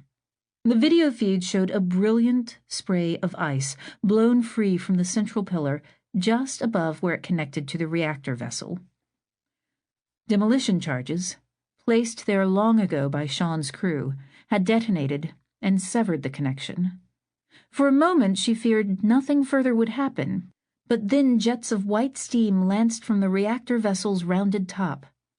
Jettison had opened valves, releasing pressure that had built up in the chamber from the reactor's residual heat, and those valves were now acting as makeshift rocket engines, pushing the whole reactor and everything attached to it down toward the vacancy of the nozzle. The entire reactor chamber dropped out the bottom of the shard and was gone. If jettison continued to do its work, the reactor, now a free-floating vehicle, all brawn and no brains, would execute a few clumsy maneuvers to kill its own orbital velocity and drop itself into the atmosphere. "Bye, Jiro," Dinah said. "Thank you." One of the flivver pilots texted her, "Wow." Dinah gave it all one more thorough scan, using several cameras. But there wasn't much to see. Ymir was now a hollow, sugar loaf-shaped shell, crawling with robots and helplessly adrift in space. She texted, "Did someone place an order for a megaton of propellant?" Instinct had herded them together in the scrum, close to Amalthea and far away from the parts of Izzy that had been damaged or destroyed. That was where Dinah found them, after she'd been brought aboard, scrubbed clean, checked and checked again for contamination. Pink and raw, she embraced Ivy first for a long time, and then made the rounds to Dube, Moira, Reese, Louisa, Steve Lake, Fyodor, and Bo. Conrad Barth and many others were dead. Tekla was still in surgery. One of her breasts had been damaged by a fragment and was being surgically repaired. Curled up, in very nearly a fetal position at one end of the scrum, was a woman who was quietly weeping. She hid her face from the room with an arm swathed, from fingertips to shoulder, in white gauze. Dinah recognized her as Camilla, Julia's sidekick. Ivy insisted that they all move back down the stack and meet in the banana. It took some gentle persuasion to get Camilla to come with them, but eventually Louisa talked her into it. Out of habit, she kept reaching for the veil she normally drew across the lower half of her face, but it wasn't there anymore. She was dressed like everyone else in a shapeless coverall. "What is Camilla doing here?" Dinah asked Moira as they maneuvered down the stack. Moira had obviously been crying and seemed badly shaken up. She and Tekla had become a couple at some point, and Moira was taking the news of her partner's injury hard. "Tekla came for JBF," Moira said, "and JBF tried to shoot her." "Camilla reached out and grabbed for the gun, I guess." "She was always wearing that gauzy wrap as a veil. The fabric caught fire from the flash of the gun and burned her arm before she could get it off." "But she saved Tekla?" "Who knows? The bullet struck something else and fragmented, apparently."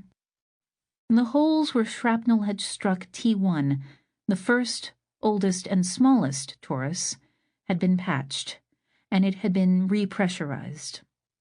They had always considered it a safe place before. They needed to begin thinking of it in that light again, which was why Ivy had insisted they come here. They took seats in the banana. The numbers had come in. Ivy opened the meeting by reciting them. At the onset of the hard rain, the human population, not counting any who might still be alive on Earth, had been 1,551, or 1,553 if you counted the two late arrivals, Julia and Pete Starling. Starling hadn't even made it out of his space capsule, so the initial number had been 1,552.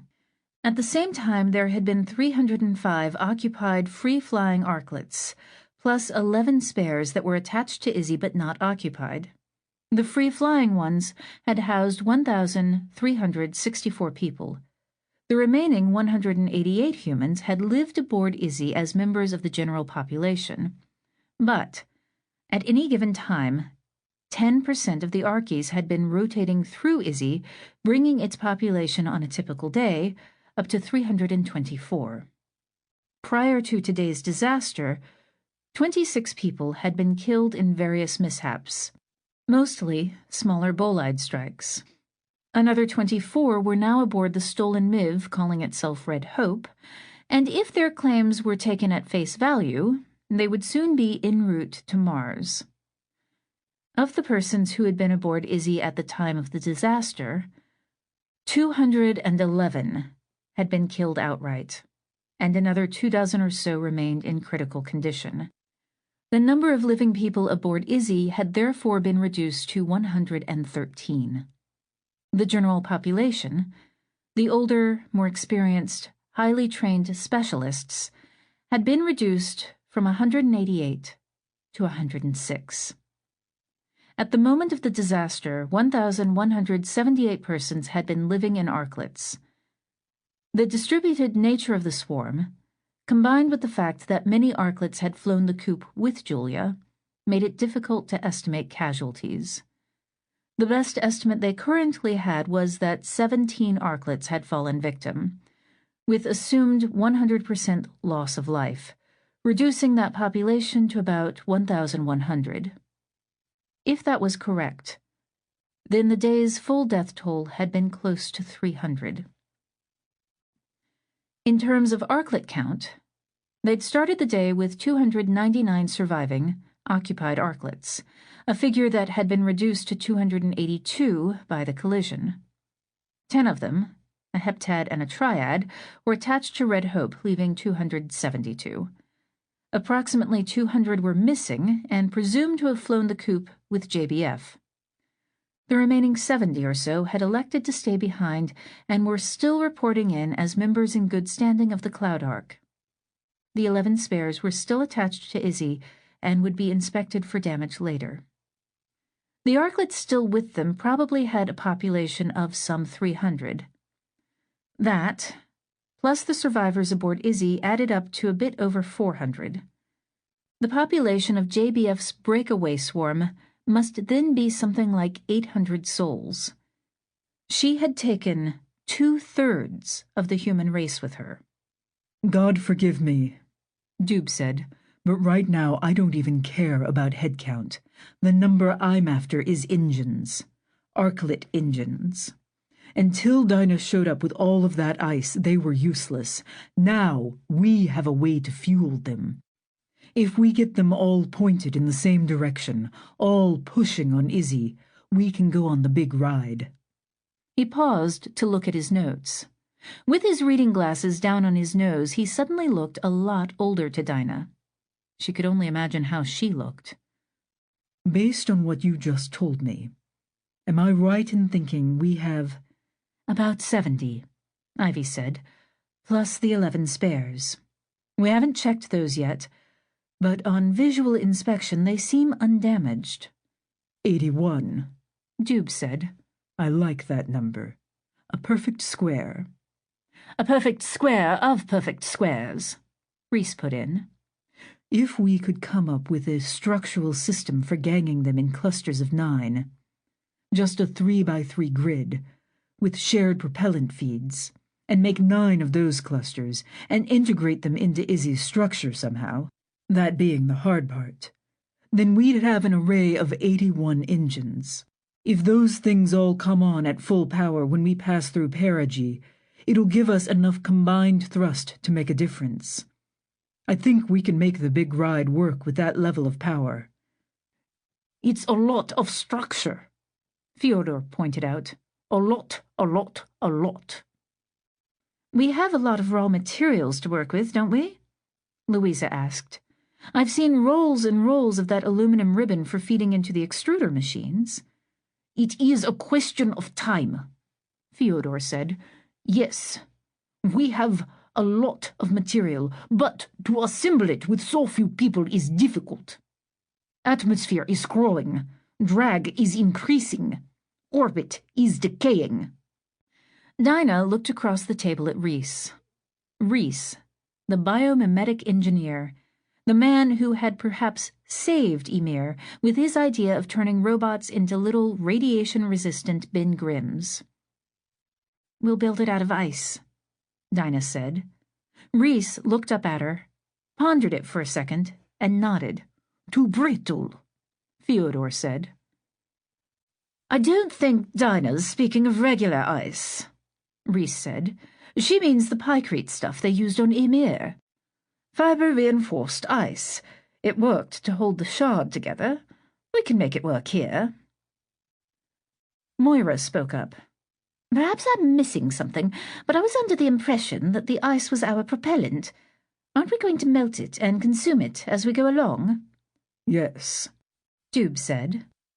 And doesn't that mean that we'll be consuming the structure that's holding everything together? Yes, Doob repeated, but it's okay. Because the more of it we use, the lighter we get, and the less thrust we need. So it's okay to sacrifice some structure as we go along. Sal had been listening intently. I don't mean to throw cold water on the idea, he said. The pun, assuming he meant it as such, elicited a few groans. But we've been hearing about radioactive contamination. On the outer surface of the shard, yes, Dinah said. Microscopic motes of stuff that is super radioactive, stuck to the ice. Beta won't penetrate our living spaces. We'll have to be careful, though, not to track it inside. We can program robots to crawl around, look for those hot motes, and get rid of them over time. Sal looked unconvinced. I won't lie to you, Dinah said. People are going to die of it. But the trade is as follows. Rhys said. Izzy already has a massive battering ram of nickel iron on her snout. Her flanks are vulnerable, as we learned today. Now we have the ability to shroud everything, the entire space station, in reinforced ice. Oh, it will dwindle over time. But through most of the big ride, we'll be living deep inside of a gigantic iceberg with a steel nose. I submit that the death toll from possible contamination will be minor compared to what we would experience if we went on the same journey unprotected. What do you need to make it happen? Ivy asked. Permission, Dinah said. When did you ever ask for that before? The joke elicited a high-pitched laugh from the corner of the conference room. Heads turned toward Camilla. Camilla, Ivy said. We've hardly heard a word from you since we found you in the shipyard. One of our witnesses there claims you may have saved Tekla's life. You had the opportunity to escape with Julia. Instead, you stayed behind to free the bound shipyard workers. You saved their lives. Now you're here among us. You must know how this looks. The look on Camilla's face made it clear that how it looked had never crossed her mind. She didn't even get what Ivy was saying. Dear, Louisa said, people are going to say you are a spy who volunteered to be left behind. Camilla held up a closed fist and opened it to reveal a small white plastic box, loose tape still dangling from it. Julia's bug, she announced. It was here. No one looked very convinced. She invited me to dinner at the White House, Camilla said. She helped me pick out a dress. She introduced me to generals, ambassadors, movie stars. She wrote me letters on White House stationery. I was in love with her. You can call me naive if you want. All right, I was naive. Until this morning. And then, all of a sudden, I saw what I was dealing with. I hate her now. And I hate myself for having been in love with her. Best remember that, sweetheart, Moira said, because she made the wrong choice today, and sooner or later, she'll be coming back. I'll be ready, Camilla said. Endurance. Seen by human eyes, the hollow hulk of Ymir's ice shard was as dead, brittle, and gleaming as the discarded carapace of a beetle. Captured through the electronic eyes of cameras, then speeded up 100,000-fold so that the events of one day were compressed into 1 second of video, it looked like an amoeba pursuing, capturing, and swallowing Izzy. A person with no preconceptions of what they were watching would perceive Izzy as a steel-headed insect, all legs and pods and antennas, twitching and kicking in an effort to defend itself from the slow, relentless, liquid onslaught of the ice monster. In truth, of course, the 400 survivors, moving at lightning speed compared with the slow evolutions of the ice, were reconfiguring the space station in preparation for the big ride. The crippled caboose was cut free, and the components of the shipyard moved forward. The big power reactor was brought in close to the stack. From now on, they would rely on ice to shield the rest of Izzy from its radiation. The 81 arklets arranged themselves into 9 groups of 9 and were tacked into place at the aft end, nozzles aimed backward. The structural works holding them into place at first were flimsy trellises on which spacewalkers could string cables, propellant lines, and hamster tubes. As soon as those were in place, the ice caught up with them, driven forward by the ceaseless operations of a giant gnat swarm, and the arklets were gradually cemented into place within a solid matrix of the fiber-reinforced ice known as pykrete. Forward the ice flowed. It was like watching video of a melting iceberg played in reverse. The gnats, blindly following a simple collection of rules, packed it into every vacant space they happened upon. In the few minutes out of each day when the crew could take some rest and eat some rations, they would try to top each other, telling funny stories about where they had found a living infestation of ice and what they had done to beat it back. Within a month, the remnants of Ymir had all been consumed, and Izzy had seemingly ceased to exist. The two of them had merged into an orbiting mountain. Its summit was a battered and scarified lump of nickel iron, hazy with angular scaffolding where antennas and sensors were mounted. Its slopes were a smooth rampart of black ice, interrupted here and there by outcroppings of thrusters or other equipment, observation domes peeking out like hermits' huts. Its base was a plain decorated with a neat grid of 81 small holes from which blue fire erupted from time to time as the ship passed through her perigee. They couldn't make out what to call the thing. People tried and failed to combine the words Izzy and Ymir. The closest they came was Izmir, but that had been the name of a city in Turkey. Sentiment was in favor of naming her after the martyrs of the Ymir expedition, but there had been several.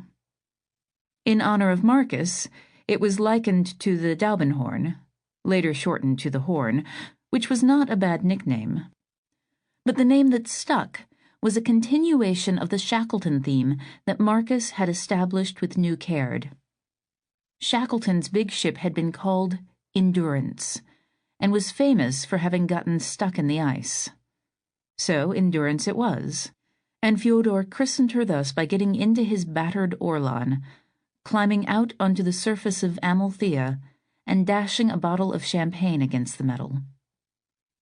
A more distant camera, looking down on Earth from a high above the North Pole and watching the career of Endurance over the next years, would have seen a nail-biter of an opening, followed by endless, grinding tedium, slowly building to a dramatic final reel. Prior to Ymir's arrival, the Cloud Ark's pilots had put no small amount of attention into the problem of keeping Izzy out of the expanding atmosphere. This produced greater drag, which Amalthea, with its high ballistic coefficient, was well made to resist. But the decay of her orbit had to be mended from time to time with burns of the big engine that in those days had lived on the aft end of the caboose, fueled by the shipyard's reactor-powered splitters. The break, as they called the event when the big bolide had smashed into Izzy, and the Swarm and Red Hope had gone their separate ways, had put an end to all that.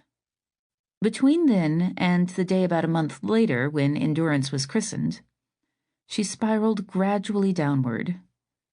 Had the featherweight arklets tried to keep formation with her, they'd have been pushed back by the wind.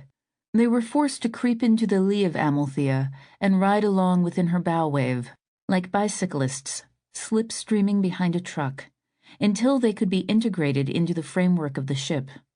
Down and down she spiraled, and the SI team had to send grabs out onto the forward trusswork and remove the fragile antennas and sensors mounted there, lest they be slowly burned off by a rarefied but white-hot wind blast. Fyodor's champagne spacewalk was a brief one, and when he got back inside he reported that he could see the spraying foam of the champagne being blown backward by the atmosphere. Their mission was to move their apogee from where it was now, just a few kilometers higher than the altitude of the perigee, all the way out to the altitude of Cleft, some 378,000 kilometers more distant. It was a reversal of the maneuvers that Marcus, Dinah, Jiro, and Vyacheslav had executed in order to bring Ymir into orbital sync with Izzy. The way to achieve it was to burn the engines for brief intervals as Endurance made her regular swings through perigee. The first of those burns happened about 30 minutes after she was christened, and yielded a delta V of 4 meters per second. The acceleration was so mild that most of the crew could not even sense it, for the combined thrust of 81 Arklet engines was nearly powerless against the bulk of Endurance, with her roughly equal masses of iron and ice. Nonetheless, it was enough to boost her apogee, which occurred some 46 minutes later, by 14.18 kilometers. and 46 minutes after that, another burn during another scrape with the atmosphere gained them another 4 meters per second that, at the ensuing apogee, added 14.21 kilometers on top of that. The result of Endurance's first day of operations was a boost in apogee altitude of more than 100 kilometers, enough to get them clear of the expanded atmosphere except during the few minutes each orbit when they swung through the perigee. After that, however, they had to suspend operations, since they'd used up all the propellant stored in the shipyard's ice-buried tanks. They needed to give the reactor and the splitters some time to catch up.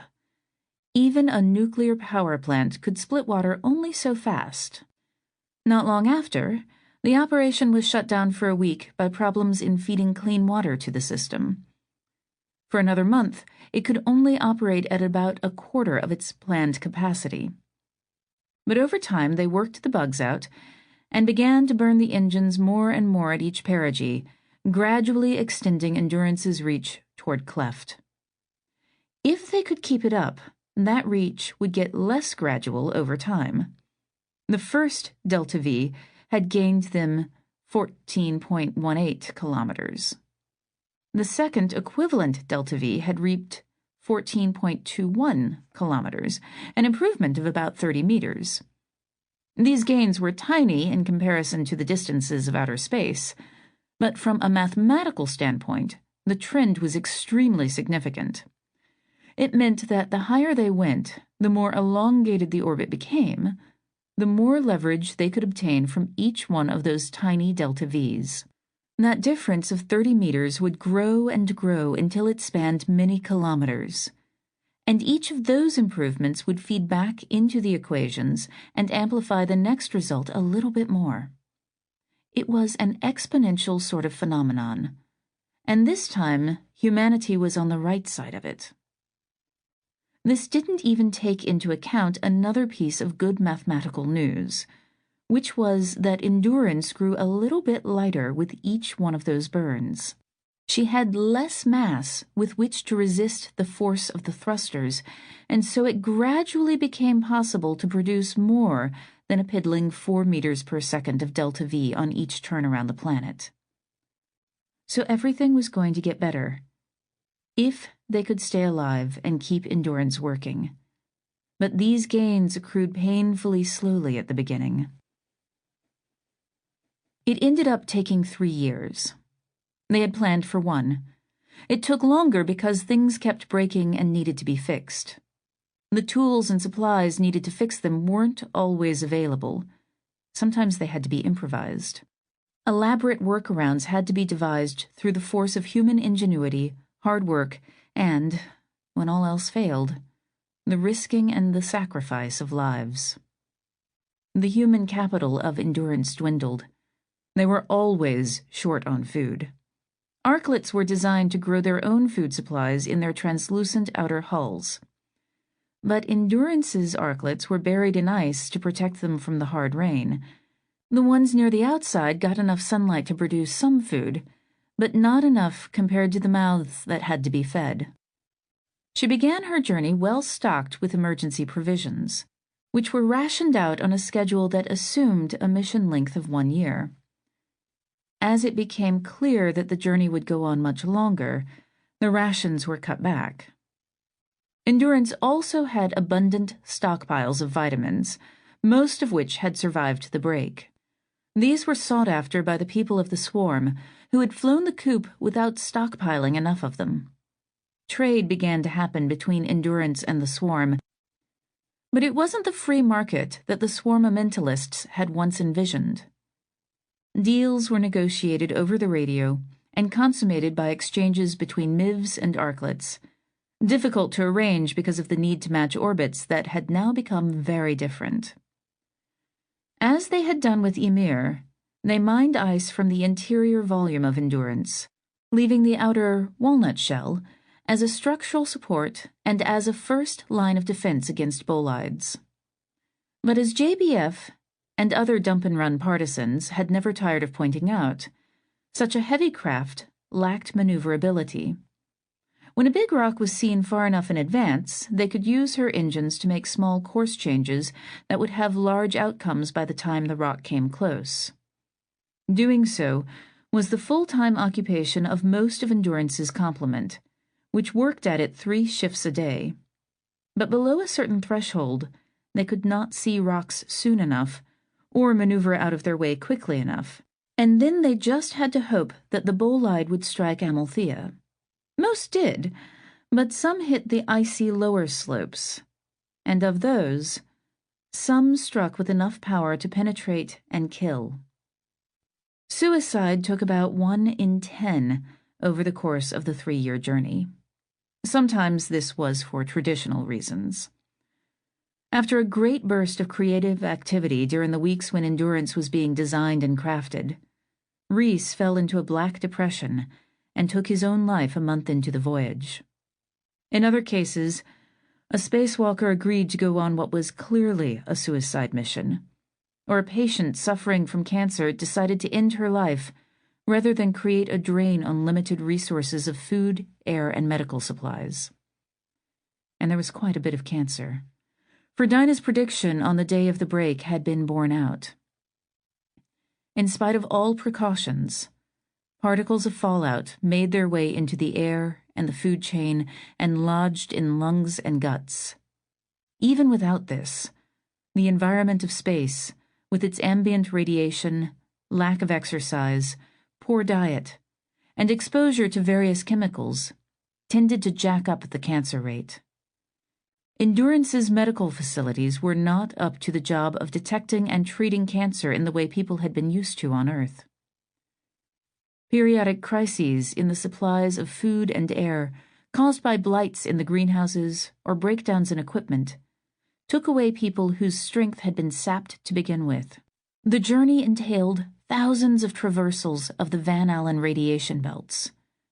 Rather than passing through these but 1 or 2 times, as might have been the case in a more traditional space voyage, they had to do it twice on each orbit, and during the first year they were, for all practical purposes, never out of them. They sheltered as much as they could in shielded parts of the ship, but no shelter was perfect. Some of the crew were obliged, by duty or by happenstance, to remain in exposed locations, and the mere fact of being crammed together in a confined space for a significant fraction of the time was a drag on health. The gender ratio began to skew even more toward females. The general population, whose break-surviving members had made up roughly 1/4 of Endurance's original complement, had been predominantly male. This was a simple consequence of the fact that they had been drawn from traditionally male-dominated professions, such as the military, the astronaut corps, and science and engineering. The other 3/4 had been Archies. The original Archie population had been 75% female and 25% male. The ones who had elected to stay with Endurance at the time of the break were more strongly skewed toward women. The men tended to be older, in many cases 2 or even 3 times the age of the Archies. Compared to the Archies, who had mostly been sent up at the last minute, they tended to have been in space and subject to its health effects for much longer. They had been picked for brains, not for physical fitness.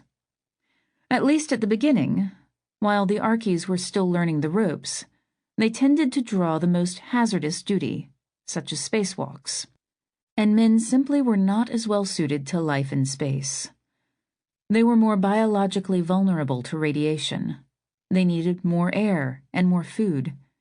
And whether it was the result of cultural upbringing or genetic programming, they simply were not cut out psychologically for the idea that they were going to spend the rest of their lives in crowded indoor spaces. Many of them felt an urge to go outside and get away from people that manifested itself as a tendency to volunteer for more spacewalks. People who went on spacewalks were much more likely to die of radiation exposure, bolide strikes, equipment malfunction, misadventure, or contamination by reactor fallout. As well, there was an understanding, widely shared but rarely spoken of, that men were not the scarce resource.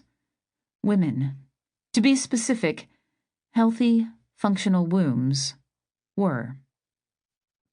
Acting on that belief, or perhaps just electing a more socially constructive form of suicide, men continued volunteering for hazard duty, instinctively herding the women toward the protected interior spaces of the ship, and when the women objected, as some did, they were apt to be shut down by the simple, hard-to-argue-with assertion that their lives and health had to be preserved at all costs. Communication with the swarm was sporadic and tended to come in bursts when the swarm needed something.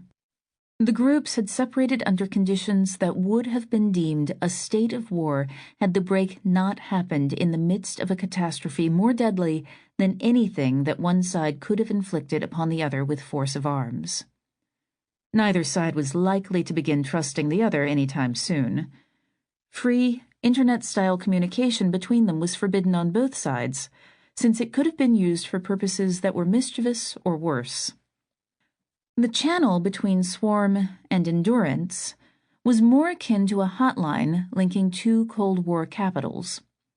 It went unused for months at a time. This was not so much a matter of the two sides snubbing each other, as it was that they were both fully occupied trying to stay alive.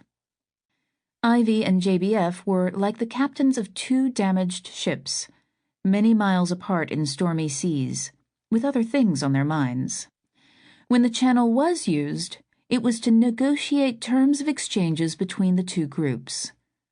Neither side was of a mind to share much information about its status, but much could be inferred from the things that the swarm urgently asked for, mostly propellant, but also the sort of medicine used to treat radiation sickness, blight-resistant strains of food crops, nutrients, spare parts for CO2 scrubbers, and for the Stirling engines that supplied power to arklets. In exchange, they offered mostly food, which was the only thing they could make that Endurance didn't already have. 11 weeks following the break, a solar flare had occurred, followed by an event known as a coronal mass ejection, a vast release of charged particles hurled out from the sun into the solar system. With its array of sensors, some of which were always pointed toward the sun for just this reason, Endurance had seen the storm coming and had sent a warning message to the swarm. In those days, Endurance had been well inside the protection of the Earth's magnetosphere. That, plus the shielding provided by iron and ice, had enabled her crew to ride out the storm with little exposure to its radiation. They had no way of knowing, though, whether the swarm had even received or understood the warning. The danger of coronal mass ejections had been well understood by the architects, who had provided storm shelters in each arklet. Sleeping bags, in effect, made so that water could be pumped into the space between their inner and outer walls, surrounding the occupant with molecules that were good at absorbing high-energy protons. The arklets were also stocked with doses of a drug called amifostine, which protected DNA from damage produced by the free radicals generated in the body by radiation exposure. The scheme was a good one, provided the Arkies had at least half an hour's advance warning and enough water in their arklets' tanks to fill up all the shelters. They practiced it every so often, as sailors would perform lifeboat drills. But there was a lot that could go wrong, and it seemed unlikely that all 800 Arkies had made it through the storm unscathed. In the ensuing 3 years, there had been 10 more coronal mass ejections big enough to worry about.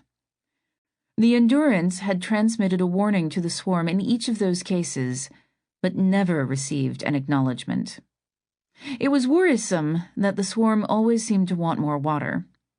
Since the water of an arklet's ecosystem was recycled, the only way the arklet could lose it was by expending it as propellant, splitting it into hydrogen and oxygen, and feeding it to a thruster.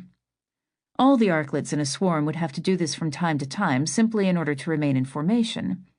That was true even if they never dodged a rock and never changed their orbit around the Earth.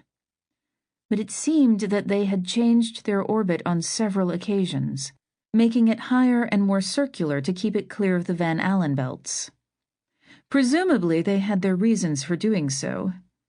But if they ran so low on water that they couldn't fill their storm shelters when needed, they were open to a disaster that might kill most or all of them at a stroke. Ivy could only assume that they were still reasonable people, and that if things got that bad, they would call for help. In the meantime, she tried to guard against the seductive idea that Endurance had all the water it could ever need. There weren't going to be any more Ymir expeditions. The water they carried with them might be all that the human race had to live on for hundreds of years. She had already made up her mind what she would say if JBF ever contacted her with an urgent demand for storm shelter water. Nothing doing. Come to us, rejoin the crew of Endurance, and take shelter here. She wondered, sometimes, if JBF had anticipated that Ivy would make such a demand, and just how far she was willing to go to avoid such an unconditional surrender. Well, that was hard, Doob croaked, then wetted his whistle with a swig of the Ardbeg, mixed with a few drops of 5-billion-year-old asteroid water. He was in the banana, speaking to an empty room, staring up at a projection screen on the wall.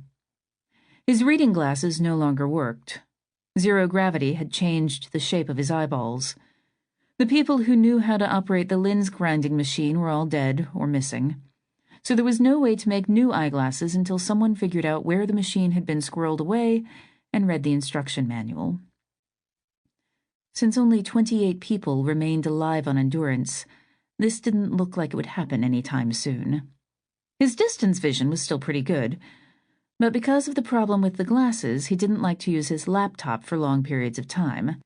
Instead, he would come here to the banana, soak up a little gravity, plug the computer into the projector cable, and work at long range. He had been here for an hour because he didn't want to miss the big moment. He knew exactly when that moment would occur, plus or minus a few seconds. But in the meantime, he couldn't concentrate on anything else. The other 27 were asleep or busy, so he was celebrating alone. The display in front of him was dominated by a single large window displaying 6 numbers in fat, easy-to-read block letters. These were the orbital parameters of Endurance. They were updated several times a second, the numbers blurring and twitching. The one he was focusing on was labeled R, short for radius. It was the distance separating Endurance from the center of Earth.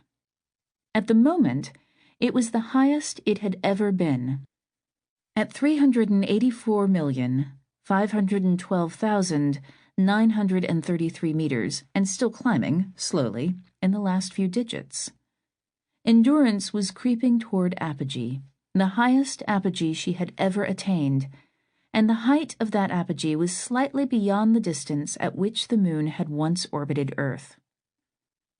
For the first time, they were as high in the sky now as cleft. Loose objects shifted position as Endurance's remaining engines came on. They were down to 37 functioning Arclet engines from the original complement of 81. On a good day, they could muster 39. The other half of them had been cannibalized to keep the good ones working. To compensate for the losses, they had jury-rigged all the other engines they could get. The big one from the caboose, all the propulsion units that had once been part of the shipyard, and a few spare motors from straggler Arclets that had become separated from the swarm and found a way to rejoin them.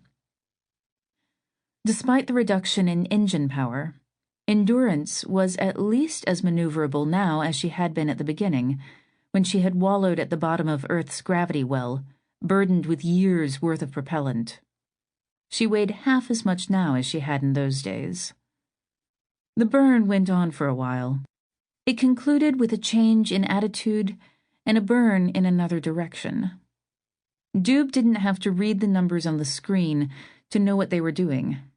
They'd been planning it for 3 years.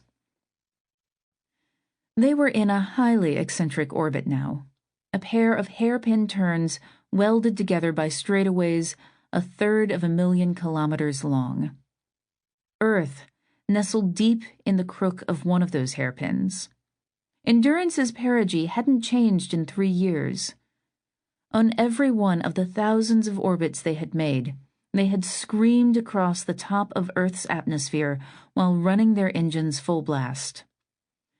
On the last such pass, which they'd made about 5 days ago, they'd topped out at more than 11,000 meters per second of velocity. The visual symmetry of the orbit was deceptive. At their current location, the opposite hairpin, now slightly beyond the old moon's orbit, they were crawling along at a speed that could have been matched, back in the day, by a wheeled vehicle on a salt flat. They were like a car on a roller coaster that had been towed all the way to the top and that was creeping along at that moment before it begins the plunge down to the bottom.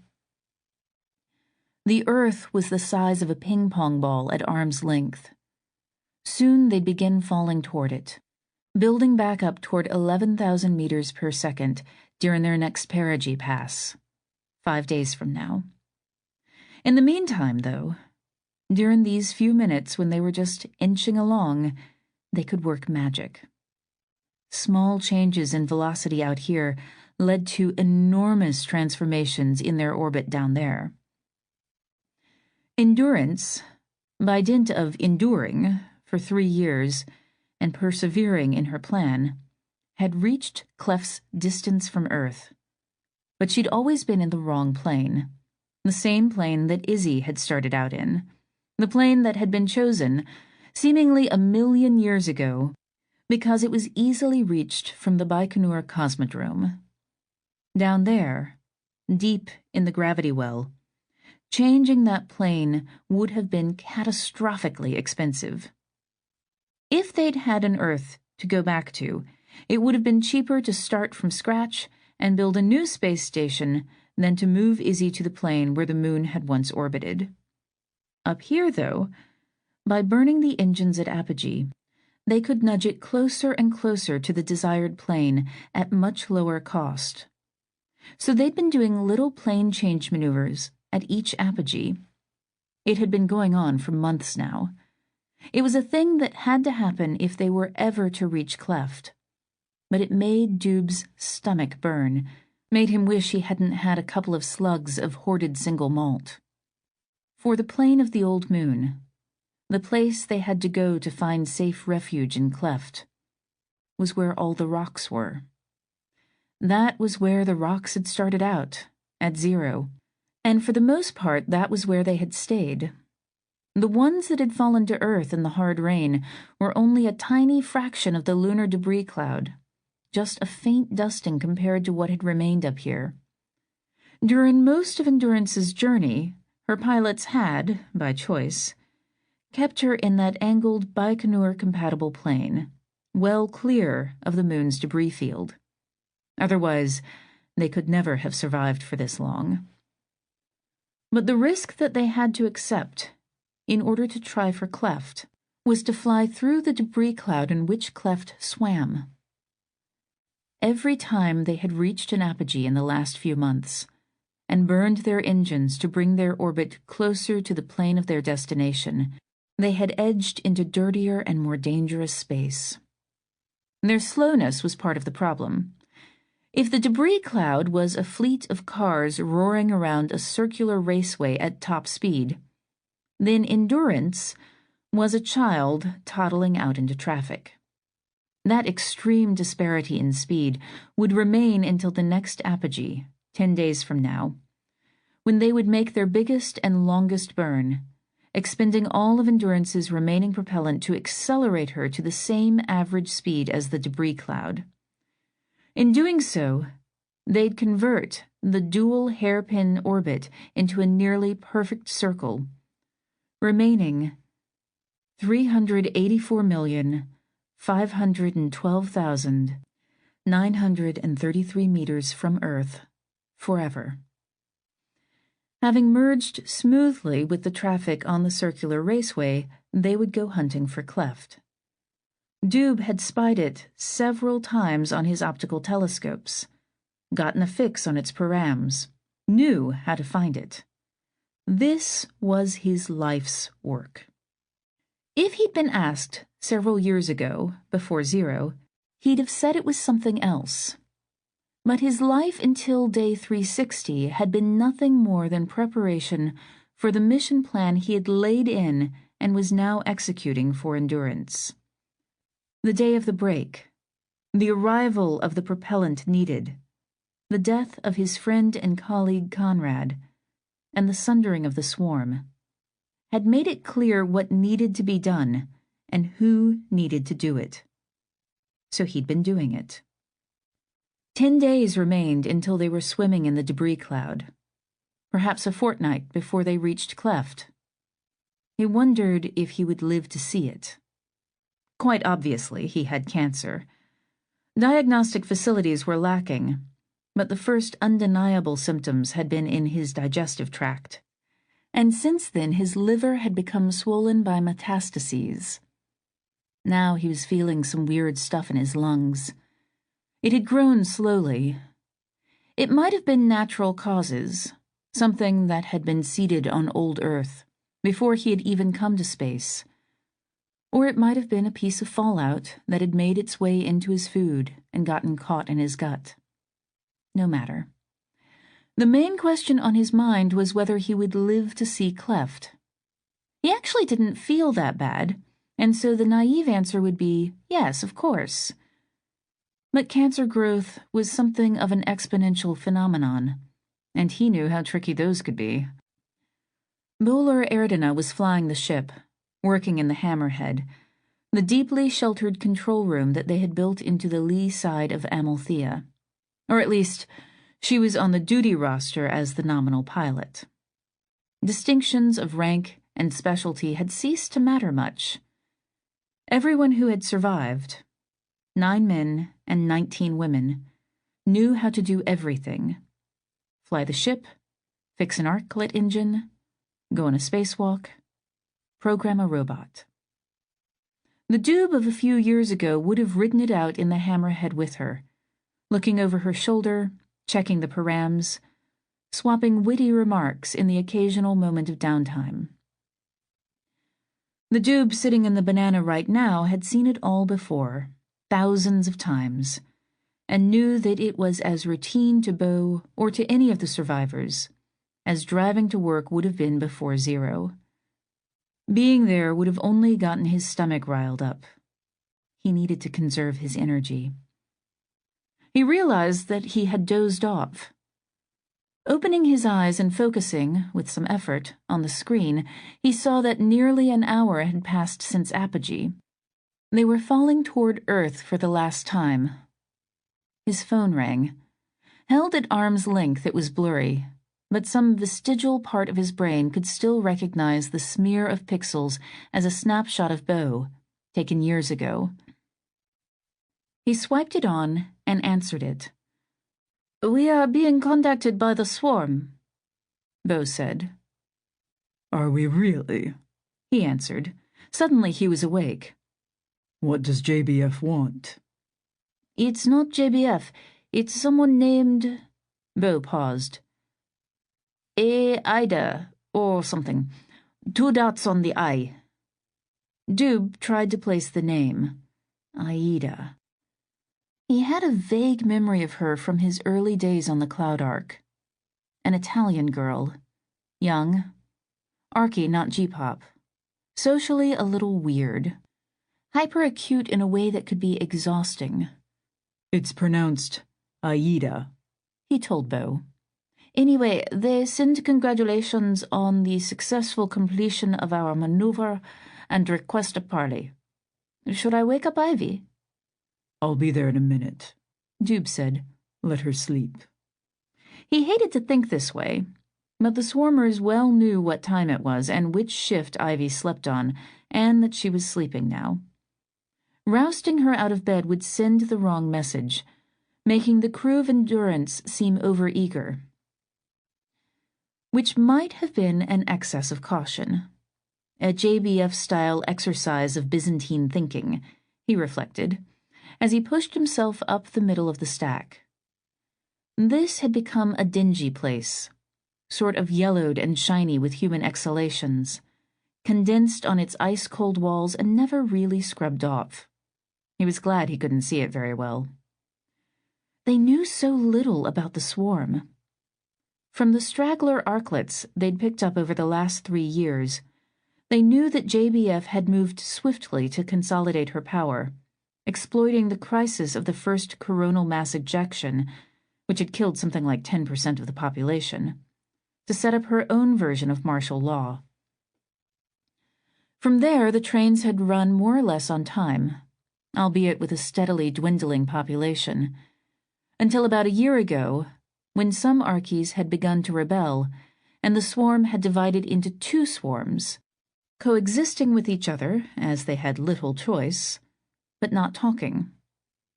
The people of Endurance had paid surprisingly little attention to matters swarm-related, because, in the end, it didn't really matter that much. The die had been cast on the day of the break, not so much on the level of politics as on physics. Those who had stayed behind on Izzy had committed themselves to following Dube's plan, his life's work, the big ride. You were either aboard Endurance, simultaneously trapped and protected by her mass, or you weren't. If you were, there was no getting off. If you weren't, you had to find a way to survive as part of the swarm, which meant moving to a completely different orbit and following a plan that was incompatible on an orbital mechanics level with the big ride. Once those orbits had diverged, the only way to reconnect was by affecting a big delta V. That meant spending a lot of water that you were never going to get back. Less water meant less shielding from coronal mass ejections, limited food production, and hobbled maneuvering when bad rocks came at you. Getting a whole swarm to agree on that course of action was impossible, and might actually have been a bad idea, since Endurance couldn't accommodate a lot of refugees. Her mission plan was predicated on her ability to absorb significant bolide strikes without taking serious damage. A bunch of naked arklets following in her wake would soon get beaten to death. So on a physics level alone, the break had been irrevocable, even had the 2 groups badly wanted to get together. But apparently what was left of the swarm had been watching Endurance, biding their time, waiting to see whether she would win through. This Aida person must understand Dube's plan. She knew what was at stake now. If the remnants of the swarm could rejoin Endurance in the next 10 days, before she disappeared into the maelstrom of the debris cloud, they had a hope of reaching the comparative safety of Cleft. Otherwise, they were condemned to circle Earth in some relatively clean and safe orbit as their population and their water supply dwindled. Dube swam into the hammerhead. 3 other people were in here: Beau, Steve Lake, and Michael Park, a former Archie, a gay Korean-Canadian from Vancouver who had found 6 different ways to make himself indispensable. Aida Ferrari, according to our records, Beau said before he asked, a leader of the anti-JBF faction. Sounds like JBF lost. Steve seemed busy. It was good to see him active. He had come down with some kind of long-running bowel complaint, an imbalance in the bacteria that lived in his gut. He had kept the dreadlocks, but they were now bigger than he was. He must weigh less than 100 pounds, but his fingers still flew over the keys of his laptop. Beau had already turned her attention back to the business of running the ship, but Michael explained, Steve's getting a video feed going. No one's done it in years. He meant that no one had recently been doing it over the old-school S-band radios used for long-range communication between space vehicles. Of course, on the short-range mesh network that the architects had set up to knit the Cloud Ark together, people did it all the time using Scape. But depending on where they were in their orbit, The remnants of the swarm might be hundreds of thousands of kilometers away from Endurance, far out of mesh range. And so they had to use the same sort of pre-internet technology that the Apollo astronauts had used to send television signals back from the moon. Eventually, Steve did get it going, and then they were treated to a full-face image, in blocky pixels, of a dark-eyed woman with a fine-featured head that had been buzz-cut a few weeks ago and little tended since. Once Steve did him the favor of throwing it up on a big screen where he could actually see it, Doob saw the obvious signs of malnutrition that had been affecting everyone on Endurance. He was mildly surprised by that. They had tantalized themselves by imagining the swarm as a cornucopia of agriculture. But maybe it was low on water. The woman's gaze was downcast, which, as everyone understood, meant that she was focusing on the screen of a tablet below the camera.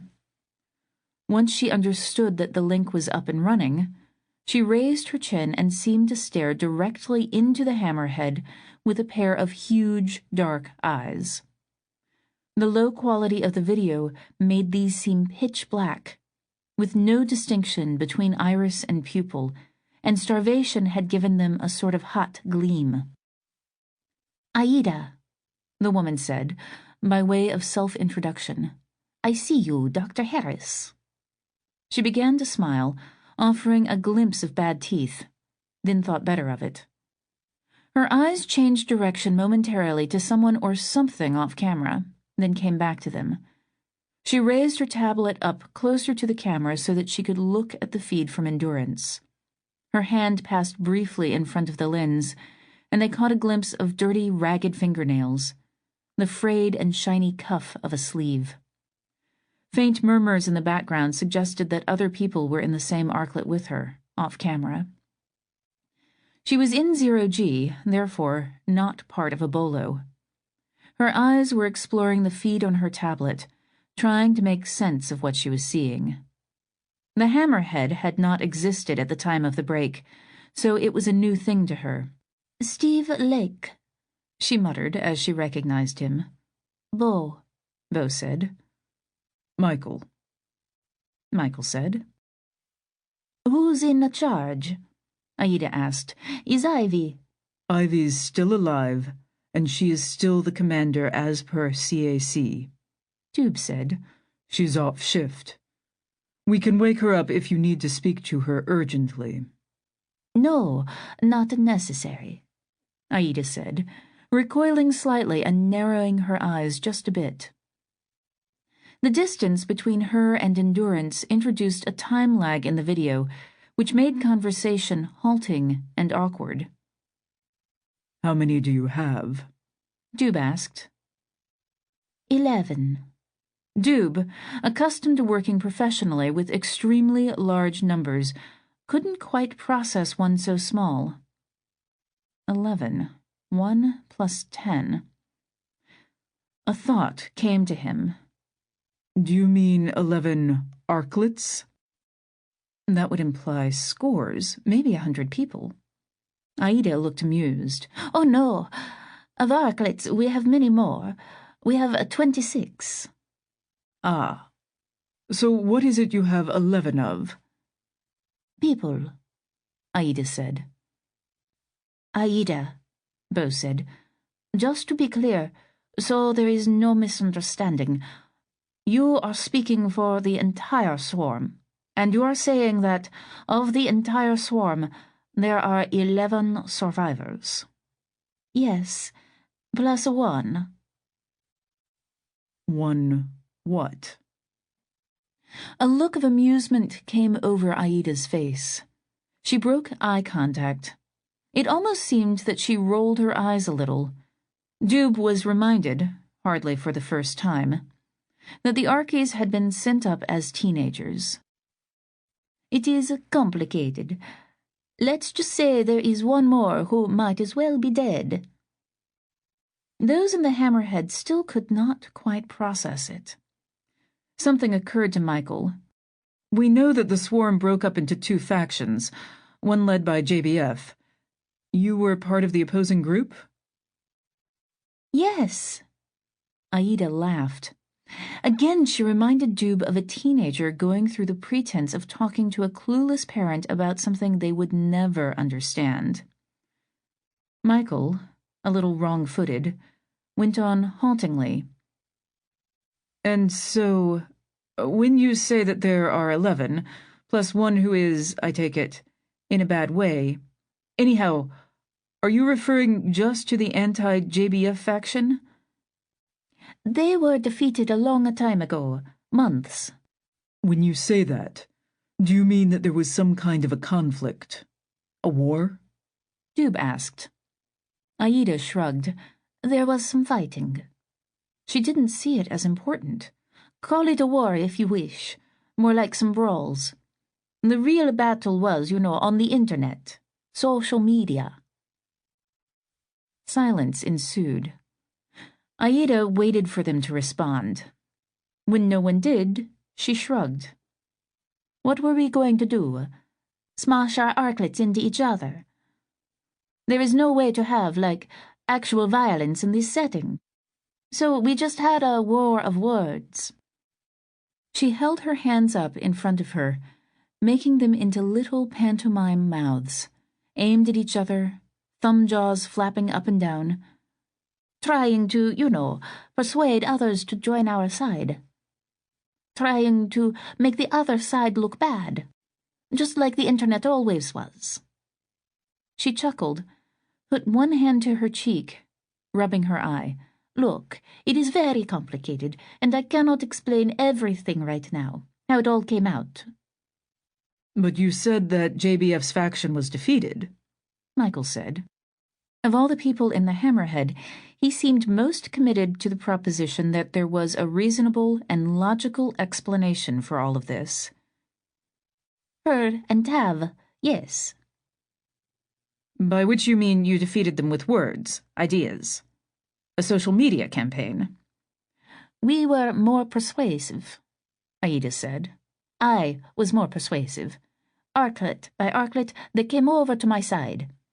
The white arklet held out for a while, then they gave up. What became of them?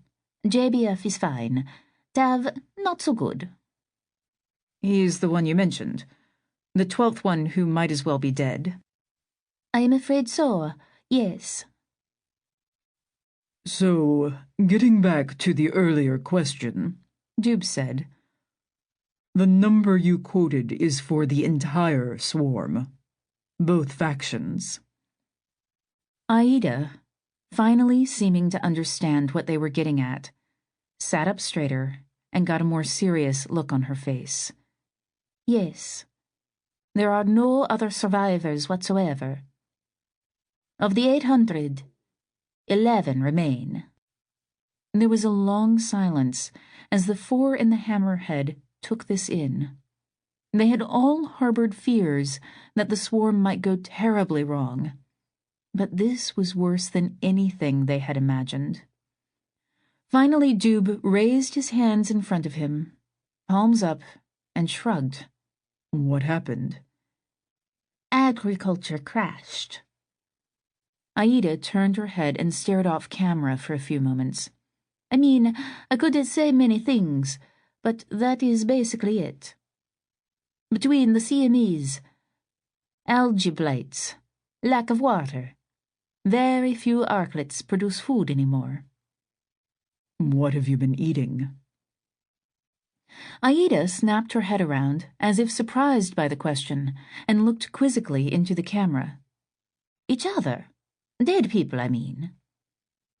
There was a long silence during which Doob, Bo, Michael, and Steve all exchanged looks. The terrible thing was that they had considered doing the same thing many times. Every freeze-dried corpse that they jettisoned was a big collection of protein and nutrients that, from a certain point of view, could seem mouth-watering. Seeming to read their minds, Aida went on, "And you?" You mean, have we resorted to eating dead people? No, Doob said. Tav started it, Aida said. He ate his own leg. Soft cannibalism, he called it. Legs are of no use in space. He blogged it. Then it went viral. No one had anything to say to that.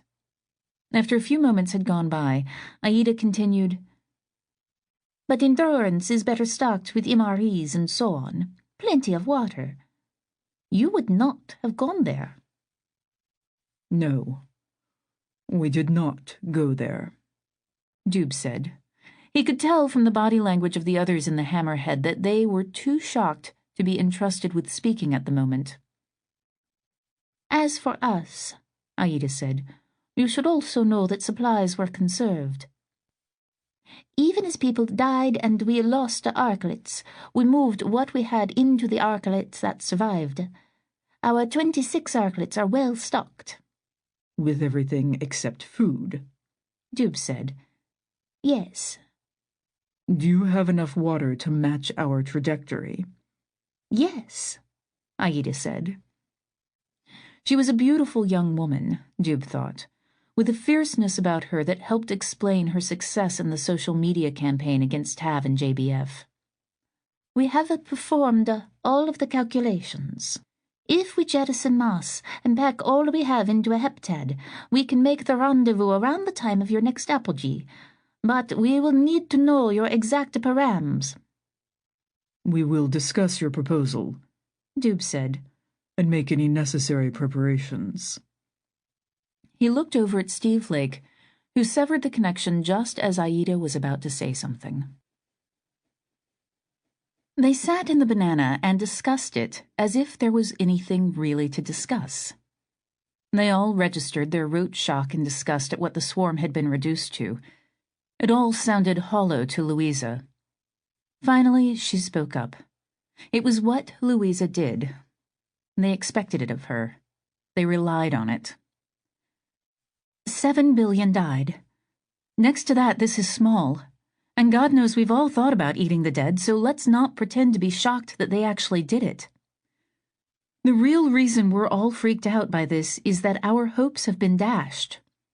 We thought that the swarm was going to contain hundreds of healthy people, lots of food, lots of good company. Oh, intellectually, we knew it wouldn't be the case, but we were all hoping for it. Now we learn it's 11 carrion eaters. Are we going to leave them to die? No. We're going to make room for them and for their heptad full of scarce vitamins. I am terrified of the woman Aida, Michael Park said. Louisa sighed. Let me throw out an idea, which is that you're terrified because you wonder, at some level, whether you could turn into Aida if you got hungry enough. Still, to let her on board Endurance. And JBF too, Tekla said. She and Moira were sitting next to each other as they always did, hands clasped, fingers intertwined. I hoped I would never see Julia again, Kamala put in. I know it is small and selfish of me, but I understand all of your misgivings, Ivy said, because I share them. The question, now, is whether those misgivings are going to have any effect on the decision we make. Are we really going to let 1/3 of the surviving human race die because Aida's creepy and we hate JBF? Obviously not. So we transmit our params and our burn plan, and during the remainder of this orbit, we make arrangements to accommodate some new arklets. The remainder of the orbit was busy indeed, to the point where they broke out hoarded rations and upped their calorie intake to fuel their brains and their bodies. In the middle of that 10-day stretch, however, was an intermission. Dinah and Ivy had wordlessly agreed to spend it together in what Doob had once called the woo-woo pod, and what they now called the coupole. After the break, when Reese had re-engineered Izzy and Ymir into a single moving sculpture of metal and water, he had moved this module to a different location in the stack, and then let the living ice flow around it, completely surrounding its inboard hemisphere, and later building up in a protective brow that shielded part of its windowed half. It projected from the side of Endurance like an eyeball, and gave people a place to go when they wanted to look at the universe. As such, it had no legitimate function from an engineering point of view. In fact, it was a liability, since it got hit by little rocks from time to time, depressurized, and had to be repaired. Anyone in it was getting directly exposed to cosmic radiation, and so it was a no-go zone when they were passing through the Van Allen belts, which was often. But people loved it anyway, and kept patching it up when it was broken, and went there when they wanted to be alone or when they wanted to share some special time with another person. Putting it there had been one of Reese's best moves as a designer, and Dinah silently thanked him whenever she used it. Doob's old term for it had begun to seem a little tasteless after the hard rain. For a little while, people had instead referred to it as the dome. But dom had a different meaning in Russian, and so they'd settled on cupola, or kupol, whose meanings in English and Russian respectively were not too far apart. In the latter language, it carried a vaguely religious connotation, having to do with cathedral domes. Ivy and Dinah didn't have to worry too much about cosmic rays during the intermission, because they had so arranged it that Kupol was on Endurance's nadir side, facing toward Earth, and Earth was close enough to fill their view. Useless as the planet might be for the support of life, it still acted as a very effective cosmic ray absorber. Nothing was getting through that, short of another mysterious agent that could pass all the way through a planet and keep on going. So, Dinah and Ivy hovered in the middle of the sphere, arms linked so that they wouldn't drift apart, and sucked bourbon from plastic bags, and looked at their old planet for the last time. In their 6 years of hurtling around this world, they'd grown accustomed to the steep angle that Izzy's orbital plane made with the equator, and the views it afforded them of the high latitudes. Because of the changes they had lately been making to Endurance's plane, however, they were now confined to a belt around the tropics. Not that it mattered a hell of a lot with Earth in its current state.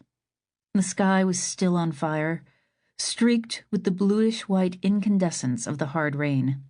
The ground, where they could see it through smoke and steam, was a mottled terrain of dully glowing lava. Some of it the hot impact craters of recent big meteorites, some of it spewing up out of the Earth's fractured crust. Oceans were dark at night, hazed with steam in daylight, their coasts difficult to make out, but clearly shallower than they had been. Florida was reaching out toward the Keys, but being battered down and chipped away by bolides, and washed away by tsunamis, even as it did so.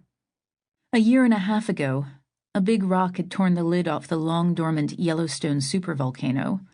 That had been cloaking most of North America with ash ever since then. Glimmers of yellow light in the northern extreme of their view hinted at a vast outpouring of magma.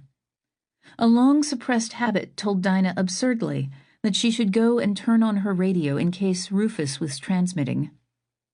This made the tears come, and that, in turn, made Ivy's tears come, and so they spent the last half of the intermission, from perigee onward, gazing at Earth through water. It didn't really affect the view much. But Dinah tried to register the memories as best she could. Humans would not again look on Earth from such a close vantage point for thousands of years. The burning planet started to drop away from them. It would only ever get smaller from now. They needed to get back to work, but they found it difficult to let go of each other. Back in the old days, before Zero, they'd had the occasional heart-to-heart about their shared, secret fear that they weren't qualified to carry out the mission for which they'd been sent up at vast taxpayer expense, that they'd screw it up, fall on their faces, and embarrass a lot of people on the ground. By now, of course, they had long since put those fears to rest, or at least seen them overwhelmed and buried by much greater fears. Ever since the beginning of the Cloud Ark project, however, and especially since they had made the irrevocable decision to build Endurance and go on the big ride, it had frequently come back to them in a bigger and more dreaded form. What if they were completely getting it wrong?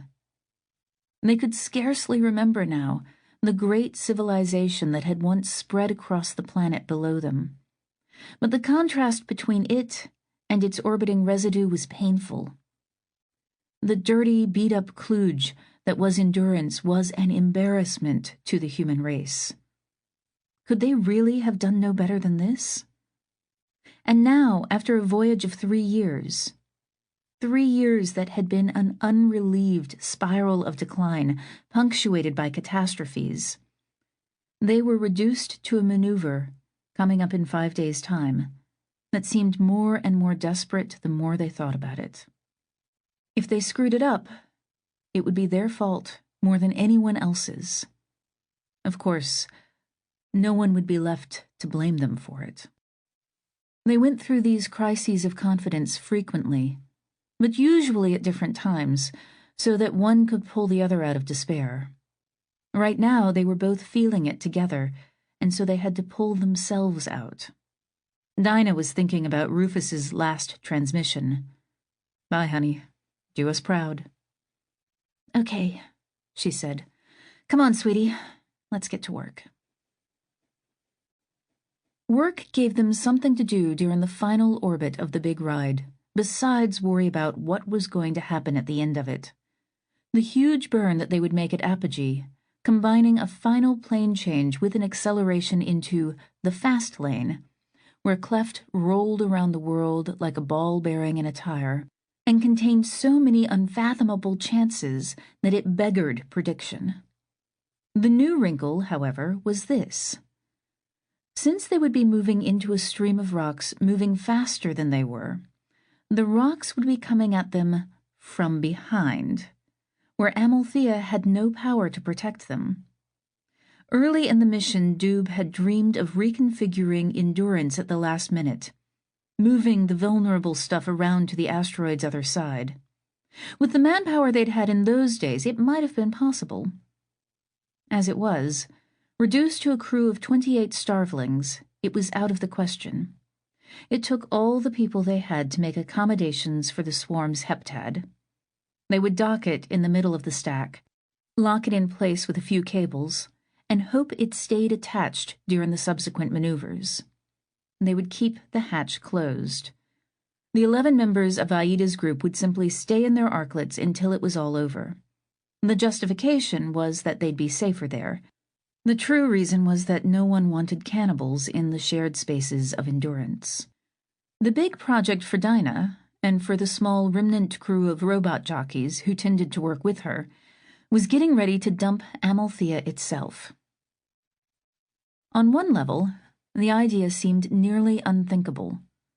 They had, however, been planning to do it for a long time. Endurance's final series of maneuvers would have to be accomplished quickly, deftly, in an environment where the rocks tended to be much larger than the ones that made up the hard rain. In a sense, the boulders up there were the mothers of the tiny fragments that had destroyed the surface of Earth. Every time 2 of them collided, a few chips exploded outward from the impact, and a fraction of those ended up falling into Earth's atmosphere. The hard rain would continue until all of them had been reduced to sand and organized themselves into a neat system of rings. In any case, Amalthea's ability to protect Endurance from the impacts of baseball or even basketball-sized rocks was of little interest in a place where a rock the size of Ireland would be considered unremarkable. The entire ship, Amalthea and all, would be a bug on the windshield of such a thing. Their only way to stay alive, once they had entered the slipstream of the main debris cloud, was to maneuver around the big rocks and hope that they didn't get hit by too many little ones during their dash to Cleft. And that sort of maneuvering was impossible as long as Amalthea, which weighed 100 times as much as the rest of Endurance, was attached to her. In addition to Amalthea, Endurance was still burdened by a considerable mass of ice, which they had hoarded both as shielding and as propellant. It weighed a significant fraction of what Amalthea weighed, but unlike Amalthea, they could burn it. The basic plan was to split most of that ice into hydrogen and oxygen, then burn it during the final speed-up at apogee. Over the course of a few hectic minutes, Endurance would expend most of her water weight by using it as propellant. Between that and the ditching of Amalthea, her total weight would drop by a factor of more than 100 in the course of an hour. After that, she truly would be like a bug, flitting around heavy traffic, dodging big rocks and taking hits from little ones until she made her way to Cleft. In any case, they had anticipated all of this long ago. Dinah and the other surviving members of the mining colony had had 3 years in which to reshape Amalthea from the inside. Seen from the forward end, the asteroid looked the same as ever. Internally, however, most of it had systematically been whittled loose. In a sense, the process had begun around day 14, when Dinah had set one of her grabs to work carving out a niche in which she could stash her electronic parts. Since then, it had proceeded in fits and starts. They'd moved a lot of metal in order to make a storage bay for Moira Crew's genetic equipment, which in a sense was the raison d'etre of everything else they had done in the last 3 years. Once that was safe, they had begun tidying up, enlarging the pockets of protected space, breaking down walls, and joining them together into a cylindrical capsule scooped out of Amalthea's back, called the Hammerhead for the way it lay athwart the top of the stack. Thanks to a lot of ticklish work by robots in the last couple of years, the Hammerhead was now separated from the rest of Amalthea, 99% of the asteroid's bulk and mass, by walls of nickel iron that were only about as thick as the palm of a person's hand. This still made them extremely massive by the standards of space architecture, more than strong enough to hold in atmospheric pressure and to stop small bolides. But the additional tens of meters thickness of metal beyond those walls was now physically detached from the hand-thick walls and could be pushed away by a puff of compressed air. Or rather, given the disparity in masses, Endurance could be pushed away from it. Most of Amalthea would stay where it was, and the radically lightened Endurance would back away from it like a grasshopper springing off a bowling ball. When the time came, they would have to shatter the remaining structural links with demolition charges.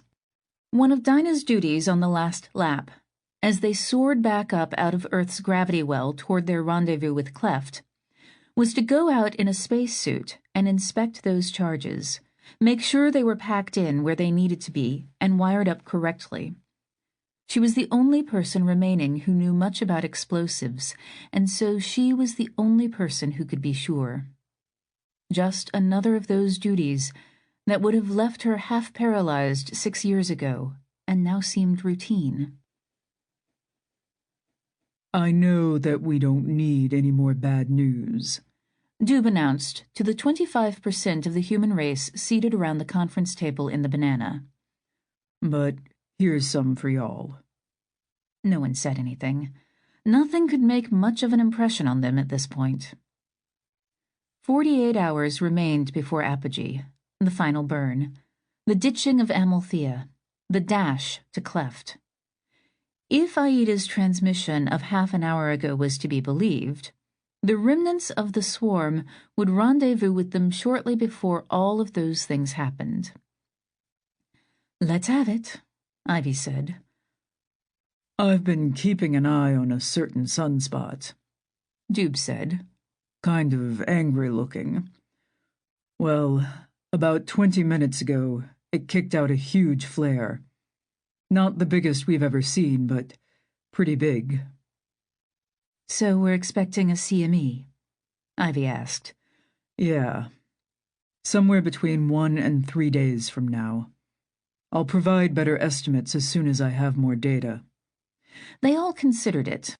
Until recently, coronal mass ejections had been of little concern to them, except insofar as they made them wonder how the people of the swarm were getting along.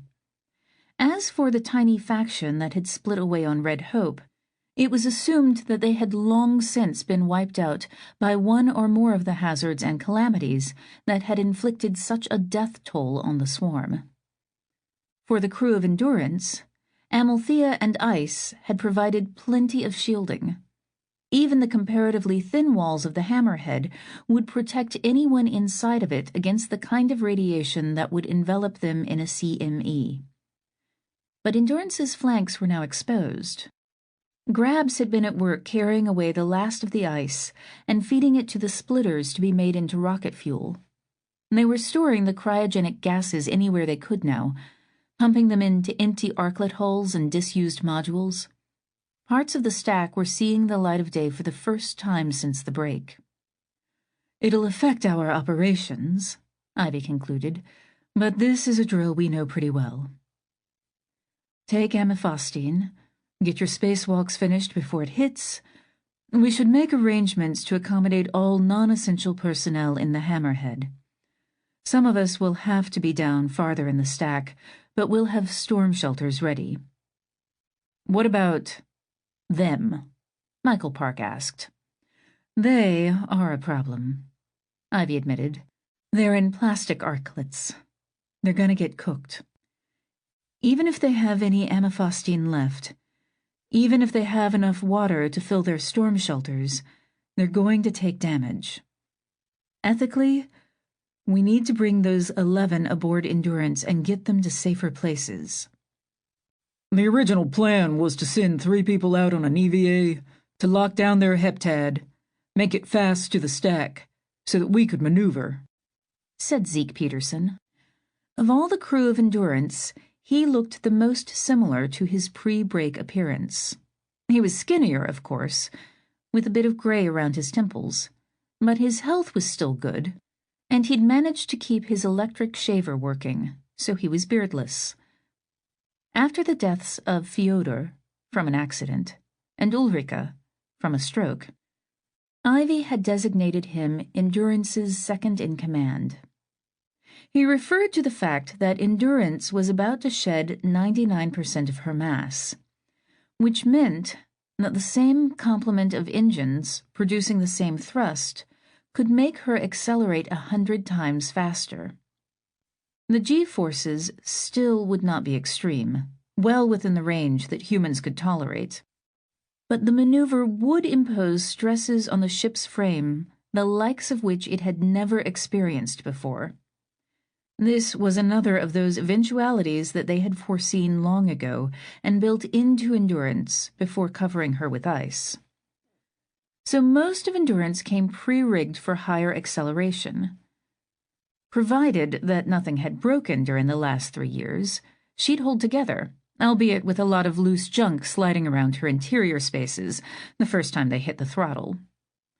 They hadn't planned, though, for the last-minute addition of the heptad from the swarm. This was awkward. It would be connected to the stack by a docking port, which wasn't designed to take a lot of mechanical strain. It was heavy, because Aida and her crew had crammed it full of supplies and strapped even more to the outside of it. For the same reason, Ivy didn't want to just ditch it. They could use those supplies. So the plan had been for 3 spacewalkers to greet the heptad and lash it into place with cables as soon as it arrived.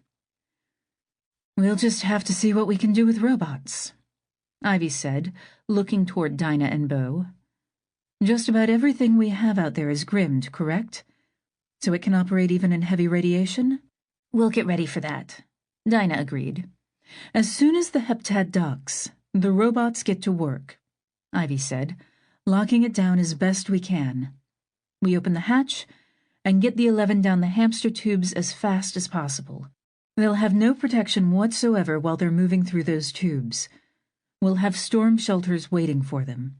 They can climb into those and ride out the rest of the journey. The flight crew will operate out of the hammerhead." The next 2 days reminded Dinah of the new Caird expedition, in that there was a lot to do, but no way to affect the schedule. They were at the mercy of astronomical events. Part of her wanted to pull all-nighters until this thing was finished, But she knew she had to be well rested and fed when it counted, and so she forced herself to eat and sleep on the usual schedule. When awake, she worked on preparations for the arrival of the heptad, pre-positioning grabs near the docking port that it would use, connecting cables to suitable anchor points, tuning up the programs that the robots would execute when it came time to snap the other ends of those cables onto the heptad, rehearsing them to check for places where the cables might snag. The timeline gradually came into clearer focus. Aida sent out a sharp request for amifostine and water to fill their storm shelters. Of course, it was impossible for Endurance to comply. They had plenty of both, but they had long since cannibalized all of their MIV parts, and so they had no way to transport them. Aida decided to roll the dice by committing all the water she had left to a large burn that would bring them to the rendezvous with Endurance a little earlier than they'd originally planned. Meanwhile, Dube's space weather forecast was becoming more precise. He had a better idea now of when the radiation storm would break over them, and thought that the timing was looking favorable. The heptad might arrive before things got bad. It might be okay after all to have some spacewalkers out there to cooperate with Dinah's robots. Dinah didn't know how to feel about that. The schedule had been accelerated, and now she had to take into account the vagaries of human spacewalkers. If Aida's heptad docked soon enough, Dube pointed out, they might be able to transfer many of her heavy supplies through the docking port into the stack and thereby reduce the awkward strains that all of Dinah's cables were meant to take up. Meanwhile, Ivy and Zeke, the pilots, were addressing similar last-minute convolutions in their mission plan. As they got nearer, they got better information about the part of the debris cloud that they'd be maneuvering through. They could clearly make out Clef's radar signature, as well as those of many other big rocks that traveled in its vicinity. A clutter of faint noise and clouds on the optical telescope gave them data about the density of objects too small and numerous to resolve. All of it fed into the plan. Dube looked tired and nodded off frequently and hadn't eaten a square meal since the last perigee, but he pulled himself together when he was needed and fed any new information into a statistical model prepared long in advance that would enable them to maximize their chances by ditching Amalthea and doing the big final burn at just the right times. But, as he kept warning Ivy and Zeke, the time was coming soon when they would become so embroiled in the particulars of which rock was coming from which direction that it wouldn't be a statistical exercise anymore. It would be a video game, and its objective would be to build up speed while merging into a stream of large and small rocks that would be overtaking them with the speed of artillery shells. The details, the sudden distractions and improvisations, piled up and thickened in a way that made Dinah think of a sonic boom on old Earth. The onrushing stream of air thickening and solidifying in the path of the airplane, turning into a barrier that must be broken through or succumb to. They seemed to break through it at the point when Michael and two other spacewalkers pulled on their cooling garments, much patched and mended, and donned their spacesuits. Dube had the incoming heptad on radar, then on optical, and verified that it was on course to rendezvous with them. This meant, of course, that the heptad was on a collision course with Endurance. The difference between a collision and a rendezvous was the final burn of the heptad's thrusters that would slow it down at the last minute and bring its params into nearly perfect synchronization with the larger ships. Endurance herself, still burdened with Amalthea and many tons of stored propellant, had next to no maneuverability, and so it would all be up to Aida, or whoever was at the controls of her heptad. The reunion of Endurance and the swarm began, as it turned out, with a collision. It was not a catastrophic high-speed collision, but it certainly was no orderly and controlled rendezvous. Aida had the presence of mind to give them about 30 seconds warning. Until then, it had all been going well. The heptad had approached, using its thrusters to kill most of its velocity relative to the larger ship, and executed some little burns intended to bring it home to the docking port. Then Aida announced, in a barely controlled tone of voice, that one of the thruster modules had run out of propellant and could no longer perform its function. "It's too heavy," Zeke muttered. "They loaded in too much cargo. The thrusters are eating too much fuel trying to push all that crap around." The heptad came in too fast and at the wrong angle and crashed into Caboose 2, which was a module, recycled from the wreckage of the shipyard 3 years ago, that they had plugged into the back of H1 to serve as the aftmost thing in the stack. They saw it happen on their screens, they felt it in their bones, and they heard the 3 spacewalkers exclaiming and cursing. A little storm of debris emerged from a hole that had evidently been torn in the skin of Caboose 2. C2 depressurized, Tekla reported. Sealed off from stack.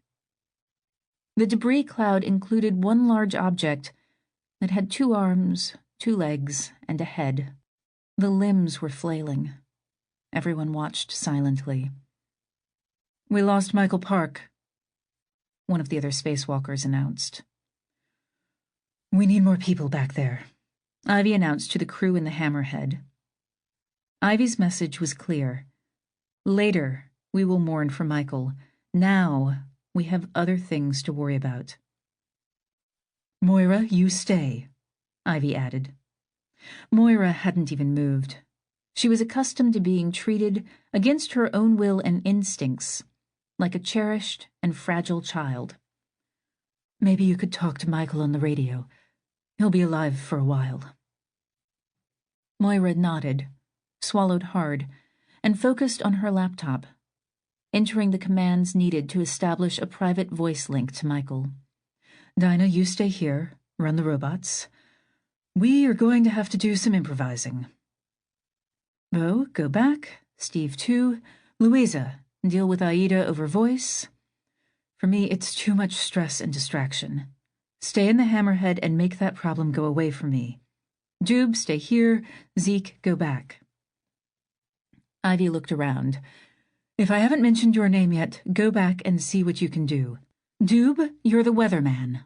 Your job is to make announcements about the storm and when it's going to hit." "Half an hour," Doob said. "But yes, I will do that." Moira, headphones on, had retreated into the quietest corner of the Hammerhead and was engaging in a murmured conversation with Michael. She was holding a cloth over her eyes to absorb tears before they broke loose in the cabin. Louisa had already gone into her assigned role and had been listening to a voice transmission from Aida. "She says she's going to try it again." "I thought her thrusters were empty," Ivy said. "She can transfer propellant from some of the other thruster modules to the empty one. It'll take a few minutes. She requests instructions on where to make the next attempt, since the docking port on Caboose 2 has been rendered unusable." With a bit of deliberation, they agreed that the heptad should make its next attempt on a docking port in the old Zvezda module. Dinah, who had spent most of the last couple of days preparing for the docking to occur on Caboose 2, sent her robots scrambling forward along the outside of the stack, bringing their cables with them. That caught her up in a stew of minor complications that more than filled the time it took for the heptad to get its dead thruster up and running again. They watched the second approach and the docking in silence. It took about 10 minutes. Doob interrupted once to give an update on the approaching radiation storm. Unexpectedly, it was Moira who broke the silence. "Don't let them dock," she said. "What?" Ivy said. "It's a trap." Zeke's voice came over the PA. "Positive docking achieved. Getting ready to open the hatch." Moira added, "Michael figured it out." 15 minutes before the storm breaks," Doob announced. Dinah had entered into a state of intense focus on the problem to be solved, seeing through the eyes of 10 different robots performing 10 different tasks, occasionally blurting out terse requests to the 2 surviving spacewalkers, asking them to shake a stuck cable loose or pull a wriggling grab out of trouble. She tried to filter out the conversation between Moira and Ivy. What do you mean it's a trap? Aida's heptad joined the mesh network as soon as it got within range, Moira said. If you check your email right now, or your spacebook, you'll see stuff flooding into it. Terabytes of old messages and posts that have been bottled up in the swarm. Mailing list traffic that's 3 years old. So? Ivy asked. Michael saw some weird stuff just now and drew my attention to it. He's floating in space. He's floating in space and checking his email. What weird stuff did he notice? They're cannibals, Ivy. We already know that. A few hours ago, Moira said, they slaughtered Tav and ate what was left of him. Dinah was having difficulty focusing on her work. They wanted to be well fed for today. The time was approaching when the spacewalkers would have to go to their airlocks and get indoors ahead of the storm. Dinah had to focus on them. There was nothing she could do about what Moira was saying. She began speaking to one of them, but was interrupted when Zeke came over the PA again. 10 survivors aboard, waiting for JBF to emerge from the hatch. Zeke, be on your toes, Ivy said. We have indications they may be up to no good. Get inside, Dinah said to the spacewalkers. Head for the nearest airlock. Stay away from the new people. We don't trust them. Ditching the rock, Ivy announced. A sharp hiss came through the walls as compressed air flooded the hair-thin gap between the outer surface of the hammerhead and the surrounding cavity of Amalthea. Plug your ears. Then, before anyone could comply, a shattering, sickening bang as Dinah's demolition charges went off, destroying the structural connections that joined Amalthea to Endurance. They felt a sharp jostle, more acceleration than they had experienced in 3 years, as the hammerhead sprang free, pushing the rest of Endurance along with it. 3 minutes before the storm hits, Doob said. JBF is aboard, Louisa announced. She was on voice to Zeke and the rest of the crew aft, relaying what they said to the others in the hammerhead. Her brow wrinkled. Something's wrong with her. I don't quite follow. Burning hard, Ivy announced, meaning that they were near their apogee, entering the fringe of the main lunar debris cloud, and that all the surviving engines had just come on full force. She had inaugurated the big burn that would, with a delta V of some 1,200 meters per second, inject them into the debris cloud. Every loose object in the hammerhead dropped to what was now the floor. At the same time, they could hear all manner of percussion from all over Endurance. Zeke's voice came in over the voice link. "We are in combat," he said. "Combat?" Ivy asked. "They shot Steve Lake. We are now experiencing very high levels of high-energy proton radiation from the CME," Doob announced. "Everyone who is not in the hammerhead should be getting into a storm shelter." "Shot him?" Ivy asked. "With JBF's revolver. I suggest you try to lock down the network. They are trying to backdoor it." After that, communications were hectic and confused for a minute, and seemed to suggest that adversaries in different parts of the ship were all trying to use the same channel. Then their communications went dead. The equipment still worked. They'd simply been locked out of the network. Ivy could still fly the ship, but none of them could talk to people outside the hammerhead. They were startled by a metallic rapping on the hatch that sealed the hammerhead off from the scrum. Dinah's ears soon read it as Morse code. "Chocolate," she said. "That's kind of a code word between me and Tekla. I think we should open the hatch." They did so, but not before arming themselves with whatever makeshift weapons they could find, and found Tekla, suffering from a knife wound to the hand, Zeke, looking flustered but unharmed, and a woman, barely recognizable as Julia Bliss Flaherty, given that most of her hair was gone, and she had both of her hands firmly clamped over her mouth. Tekla vaulted into the hammerhead and pulled Julia along behind her. "What's going on?" Ivy demanded. Zeke held up both hands. "I got this," he said. "We have killed 4 of them already. 2 more casualties. We have them outnumbered. We just have to keep fighting." "You need to get into a storm shelter," Ivy said. Tekla, unaccustomed to working in even weak gravity, had gotten her footing enough to drag Julia into a corner of the hammerhead and sit her down on the floor. She then turned back toward the hatch. Dinah had never seen Tekla in this state before and feared her greatly in that moment. Moira had a different reaction. Peeling off her headphones, she lurched across the space and threw her arms around Tekla's neck. It looked like a greeting, but soon developed into something else as Tekla began dragging Moira toward the hatch, and Moira began trying to prevent her from returning to the fray. "Sweet one," Tekla was mumbling into Moira's ear, "you want me to use wrestling moves on you? Then you should let me go, because I am going to kill that bitch Aida." "Zipping into storm shelters is exactly what they wanted us to do," Zeke explained. "Their plan was to take the ship as soon as we did so. Good thing you warned us." Tekla, by now, had peeled herself loose from Moira's grip and advanced toward the hatch with a full stride. Zeke, waiting for her, reached out with one hand. He was holding a small black plastic box. He pressed it against Tekla's thigh and pulled a little trigger on its side.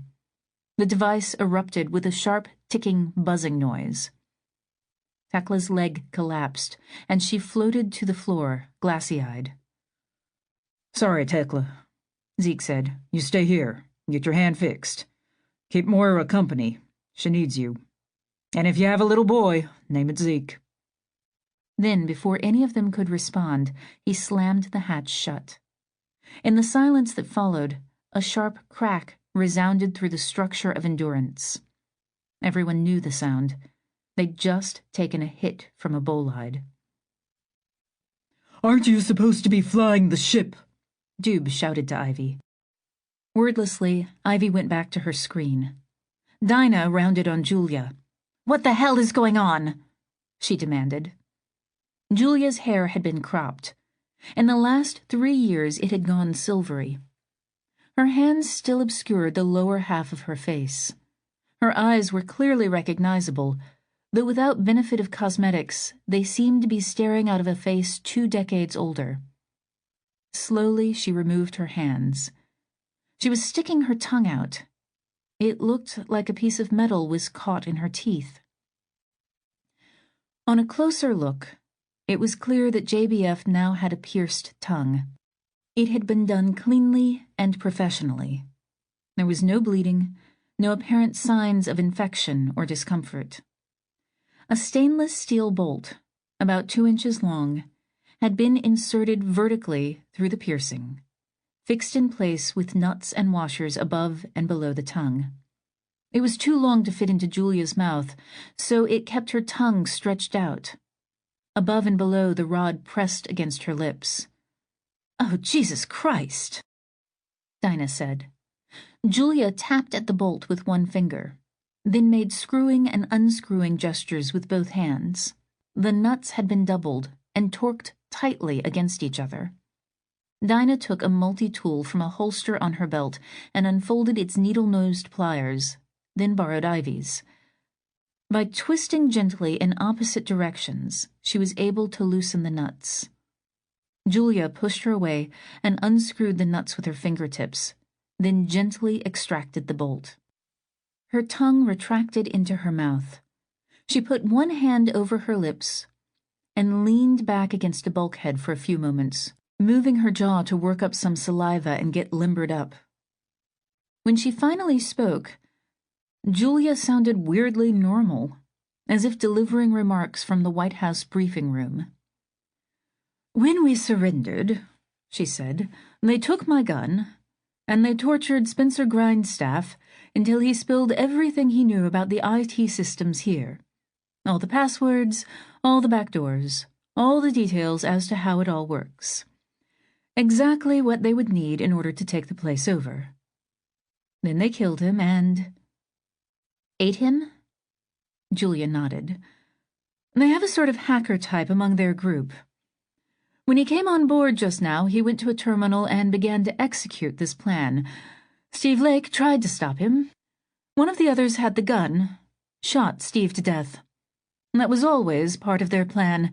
They knew that only Steve could stop them. How many bullets are left in that thing? I'm sure it is empty now. Most of them are using knives and clubs. They didn't expect a real fight because they thought we'd all be zipped up in our storm shelters, Dinah said, like lambs to the slaughter. The big burn lasted for the better part of an hour. By the end of it, they'd consumed so much propellant and made endurance so light that acceleration made the blood fall out of their heads and pool in their feet. Ivy piloted the ship lying flat on her back, lest she lose consciousness. The journey was punctuated by a few terrific bangs, and those who could stand to watch Endurance's status readouts could observe various modules turning yellow, then red, then black, as they succumbed to damage. Dinah watched through the eyes of several cameras as a 10-mile-long piece of the moon tumbled past them, overtaking them, and zooming by just a few hundred meters to their starboard side. Nor was that the last such encounter. But with Doob acting as her wingman, calling out the biggest threats, and with Dinah making such use as she could of perambulator, Ivy was able to steer them clear of the big stuff. They had no way of knowing the progress of the combat aft. Zeke had spoken optimistically of their odds, but there was no telling how the damage they'd taken from bolides might have swung the course of the battle to one side or the other. Endurance's automatic sealing off of damaged parts of the ship had now partitioned her into a number of separate zones between which movement was impossible. Zero-G returned, meaning that the engines had shut off. They were now traveling as fast, on average, as the rest of the debris cloud. Dinah had only just adjusted to the steady acceleration of the big burn, and now felt a wave of sickness come over her as the inner ear readjusted.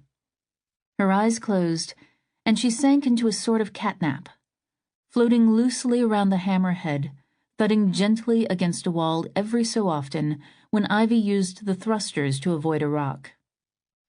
Then she realized she'd been fully asleep for a time. Part of her wanted to stay that way, but she knew that big things were happening, so she opened her eyes, half expecting to find herself alone, the last person alive. Ivy was the only person awake, her face lit up by her screen, and for the first time in a long time, it looked the way it had used to when she'd been on the track of some fascinating science problem, alive, intent, fiercely joyful. "Why is it so quiet?" Dinah asked. For it seemed to her that it had been a long time since she had heard the crack of a bolide or sensed the thrust of one of Endurance's engines. "We're in the shadow," Ivy said, a new cone of protection. "Come here." She tossed her head. Dinah came around behind and hooked her chin over her friend's shoulder. The monitor had several windows open. Ivy enlarged one of them to fill most of the screen. A legend, superimposed at the bottom, identified it as aft camera. The field of view was entirely filled by a close-up image of a huge asteroid. Dinah was an asteroid miner.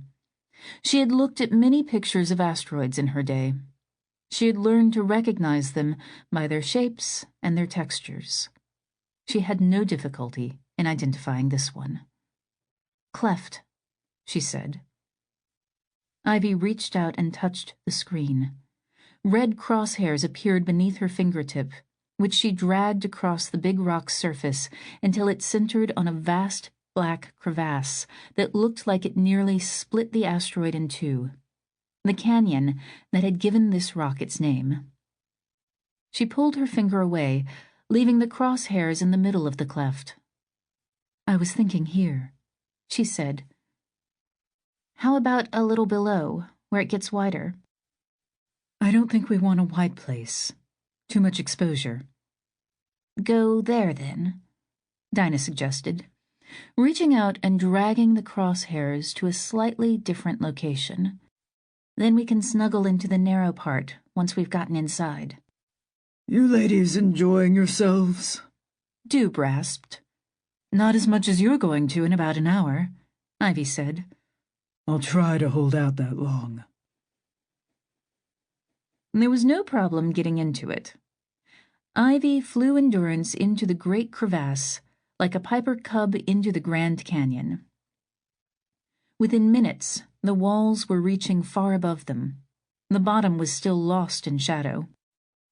Following Dinah's general suggestion, Ivy then nudged the ship toward a part of the canyon, several tens of kilometers distant, where the walls converged and the radioactive sky became a narrow, starry slit above. Still, she kept pushing onward, occasionally scraping the ship's outlying modules against the walls, until she reached a place where she could go no deeper. Looking both directions along the crevasse from this place, they could see spots where the sun was shining in. Here, though, they were protected from rocks and radiation alike. Ivy set Endurance down on the floor of the canyon. Clef's gravity was exceedingly faint, but it was enough to give words like that a little meaning, and it was enough to keep the ship lodged in one place until they decided to move it, which they never would. Cleft. On the surface of Cleft, a human weighed about as much as 3 pints of beer would weigh on Earth. Endurance weighed about as much as a couple of semi-trailer rigs. Ivy lit the ship's attitude control thrusters one last time and pivoted her tail up until it was vertical. Endurance was standing on her head, the Taurus aloft, iron hammerhead nose down on the iron floor of the crevasse. Dinah sent out some grabs to weld the ship to the asteroid. Ivy shut down the thrusters. Endurance was no longer a ship, but a building. From the hammerhead, now one piece of metal with cleft, the stack ran straight up like the trunk of a tree. Various structures ramified outward from it like boughs. Its widest part was the array of 81 arklets that had formerly made up the stern of the ship. These now projected upward like leaves, or so they imagined. They couldn't actually go outside and look at it until they got out of the hammerhead. During the battle, they had sealed the hatch. By the time they had brought her to rest and welded her down, the rest of Endurance had been quiet for a long time.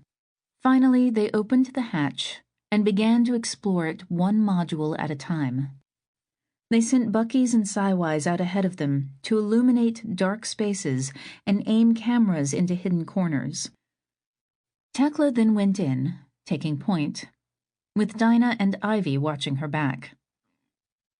They were armed with cudgels made from lengths of pipe, but they never had to use them. It was some combination of crime scene, battleground, and disaster zone. Only about half of the modules were still pressurized. Some of them had become completely isolated and could only be reached by a person in a spacesuit. It took days to get to them all. In one of them they found Aida, the only other survivor from the heptad. 2 days had passed since she had eaten the last of Tavistock prows, so she was very hungry, but otherwise in good shape. After becoming trapped by a combination of combat and bolide strikes, she had holed up in a water-filled storm shelter, then begun drinking its contents as she awaited rescue. The total number of living humans was now 16. Several had suffered injuries from combat or from the consequences of bolide strikes. Anyone who had not taken shelter in the hammerhead or in a storm shelter was suffering from radiation sickness. The healthy ones patched holes, repressurized modules, got the Taurus spinning again, and turned it into a sick bay which filled up immediately. Dinah managed to get Doob out for one last spacewalk. He had been failing for days. Once they got him into the suit, though, his energy flooded back. Dinah took him out on the floor of the crevasse where he could walk, light-footed, with magnetized grabs latched onto his boots to keep him from floating away with every step. They rambled for about 1 kilometer, turning around every so often to look back at humanity's new home. Above the spinning torus, where Moira was even now unpacking her genetics lab, Tekla was inspecting the arklets on the top level, learning which were whole, which were beyond repair, and which could be patched up for future occupancy. On the floor of the crevasse, Grabs and Siwise were at work, rooting Endurance to her final resting place with spreading cables and struts. Where they walked, it was dark most of the time. That was the price of being sheltered from cosmic rays and coronal mass ejections. Looking up, however, they could see sunlight gilding the edges of the crevasse above them. They talked about how to set up mirrors that would bounce sunlight downward onto the arklets, which could grow food and scrub air in their translucent outer hulls. Doob spoke of endomement, the idea that, in time, a ceiling could be thrown over the top of the crevasse and walls built to keep in the air, whereupon a whole section of the valley could be given an atmosphere and turned into a place where children could go outside without the need for spacesuits. Then he walked home and died.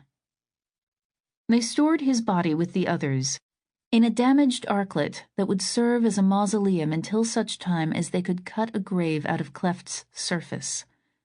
That would take a long time, but the survivors all shared the conviction that, having sacrificed so much to make it here, they should be interred and not burned. Doob would share a grave with Zeke Peterson, Bowler Eridina, Steve Lake, and all the others who had died at about the same time. Some of those remained conscious long enough to relate the stories of what had happened to them during the conflict with the people who had come in from the swarm, and Endurance's final, hectic passage through storm and stone. Their counts were recorded and archived. One day some historian would piece the story together, comparing it with data logs to figure out who had slain whom in combat and which module had gone dark when. Aida, of course, might have been their best source of information had she felt like talking, but she didn't. She had sunk into a profound depression, emerging from it at seemingly random moments to chatter about whatever stray thoughts were flitting through her head. No one wanted to talk to her. When she talked to you, she watched you too carefully with those avid, penetrating eyes, as if she saw, or imagined she saw, too deeply. It was impossible to be the object of that gaze without thinking of what she and the others had done, and without imagining that you were being sized up as food. An epic tale was told by the 3-year backlog of email, Spacebook posts, blog entries, and other ephemera that filled up all of their inboxes as soon as the network of the swarm recombined with that of Endurance. The general arc of the story seemed to be a growing detachment from reality that had afflicted JBF and some of her inner circle. Louisa likened it to the growth of spiritualism after the First World War. During the 1920s, many who had not been able to bring themselves to accept the loss of life in the trenches and the subsequent influenza epidemic had fallen prey to the belief that they could communicate with their lost loved ones from beyond the grave. They had, in effect, sidestepped grief by convincing themselves that nothing had happened. The analogy was a loose one. The loss of life in the hard rain had, of course, been much worse, and few of the Archies had adopted spiritualist beliefs per se, but after a particularly severe coronal mass ejection had slain nearly 100 Archies, Tav had written a blog post about the journey he had made to Bhutan with Doob, and the conversation that they'd had en route with the king concerning the mathematics of reincarnation. It was a meditative piece, a secular eulogy for those who had fallen, But in retrospect, it seemed to mark an inflection point in the survivors' thinking. The swarm had always had a sort of quasi-divine status to some, who had, perhaps, read too much chaos theory too superficially and were prone to believing that its collective decisions, lying beyond human understanding, partook of the supernatural. The mishmash of techno-mystical ideation that had grown out of that one blog post was unreadable and incomprehensible to Louisa or to anyone else who read it after the fact with a clear mind, but it seemed to have offered hope and comfort to many terrified young people trapped in arklets. Tav, to his credit, had backed away from any efforts to elevate him to prophet-like status. If anything, though, his modesty might have backfired. "I have no idea," Louisa said, "how anyone could read these threads and find hope in them, or even meaning, but they did, long enough to distract them from the real problems they were facing. And when Aida and the others finally came to their senses and began to push back against JBF and the others, the reaction was just that much more severe, because things had gone too far by that point. The backlash had started in a two-triad bolo where a number of like-minded Archies, including Aida, had called bullshit on the prevailing tone and substance of official statements emanating from the White Arklet, and begun to denounce Tavistock Prowse as a puppet blogger for the regime. Dubbing themselves the Black Bolo Brigade, they had begun to spread their insurrectionist message to other Arklets in the swarm. That message, which made perfect sense as far as it went, was all about the need to face reality and to implement realistic, effective steps to address the swarm's problems. That included, if need be, throwing themselves on the mercy of endurance. They had demanded that JBF open the books and provide a current and accurate account of all stocks of water, food, and other staples, and how those numbers were changing over time. Julia had resisted those demands until the data had finally been leaked by a turncoat on her staff. The food picture had turned out to be bleak. This had led to a variety of responses that had determined the history and politics of the swarm ever since. Among some, a further retreat into mysticism and wishful thinking, based on a belief that the agent had been some sort of avenging angel sent by God, or by aliens so powerful that they might as well be God, to bring about the end of days and the merging of all human consciousness into a digital swarm in the sky. Among others, a frank embrace of cannibalism, in the sense not of killing people for food, but of eating those who had died of natural causes, as a stopgap measure until JBF could be toppled and replaced by people who knew what they were doing. The first group, the mystics, had tended to rally under Julia's banner. The cannibals had ended up under Aida, who, because of her intensity and her charisma, had gradually emerged as the leader of the Black Bolo Brigade. The one swarm had thus fissioned into two smaller ones, neither of which was as viable, and thereby worsened the same problems that had led to the split in the first place. From there, the story had been predictable enough, and had led to the events of the last few days. Aida still wasn't talking, but Julia was. According to her, Aida and the other Black Bolo survivors had calculated, in the last weeks, that their turn to cannibalism would be so repugnant to the survivors of endurance as to render them permanent outcasts, rather than passively await the judgment, which they foresaw as extremely pious, sanctimonious, and punitive, of Ivy and her claque. They would seize part or all of endurance, beginning with her network, and then negotiate terms from a position of strength. This explained, at least in a general way, everything that had happened, save possibly for the physical mutilation of both Julia and Tav. Asked for a theory as to that, Julia shrugged. "We were criminals to them. Criminals need to be punished. It's hard to punish people who are already starving to death in a confined space. What is really left in the executioner's toolkit other than attacking the body? They wanted to silence me, and so they did. And they wanted to give Tav a taste of his own medicine by uploading his physical body into theirs. A week later, when the last of the victims had succumbed to their wounds, or to radiation sickness, 8 humans remained alive and healthy. Ivy called for a 24-hour pause to grieve and to take stock. She then called a meeting of the entire human race. Dinah, Ivy, Moira, Tekla, Julia, Aida, Kamala, and Louisa. They did not know quite what to do with Julia and Aida. For years they had dreamed, in idle moments, of one day bringing JBF to justice, whatever that would mean. Then, at the last moment, she had been eclipsed by Aida. And now it all seemed a moot point anyway. Could 6 women put 2 women in jail? What would it mean to be in jail in a place like this? Corporal punishment was at least a theoretical possibility, but Aida had already gone there with results that they all found sickening. JBF was a threat to no one. Aida still possessed an air of menace, but short of locking her up in an arclet, there was nothing they could do about that save keep an eye on her.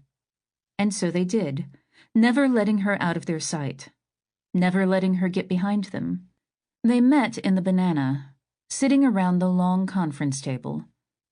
To one side of it was death. The sick bay where Zeke, the last man alive, had given up the ghost a day and a half ago, after making a joke about what a shame it all was, being the only man alive with 8 women to choose from. They had scrubbed the place down with bleach, and made the beds with clean sheets in hopes that none of them would be occupied for a long time. To the other side was life, the series of compartments where Moira had been setting up her genetics lab. The meeting would later be known as the Council of the Seveneves, for though 8 women were present, one of them, Louisa, had already gone through menopause. Ivy opened with a report on their general situation. From a certain point of view, this was surprisingly good. They had grown so inured to terrible news that she had to emphasize this more than once.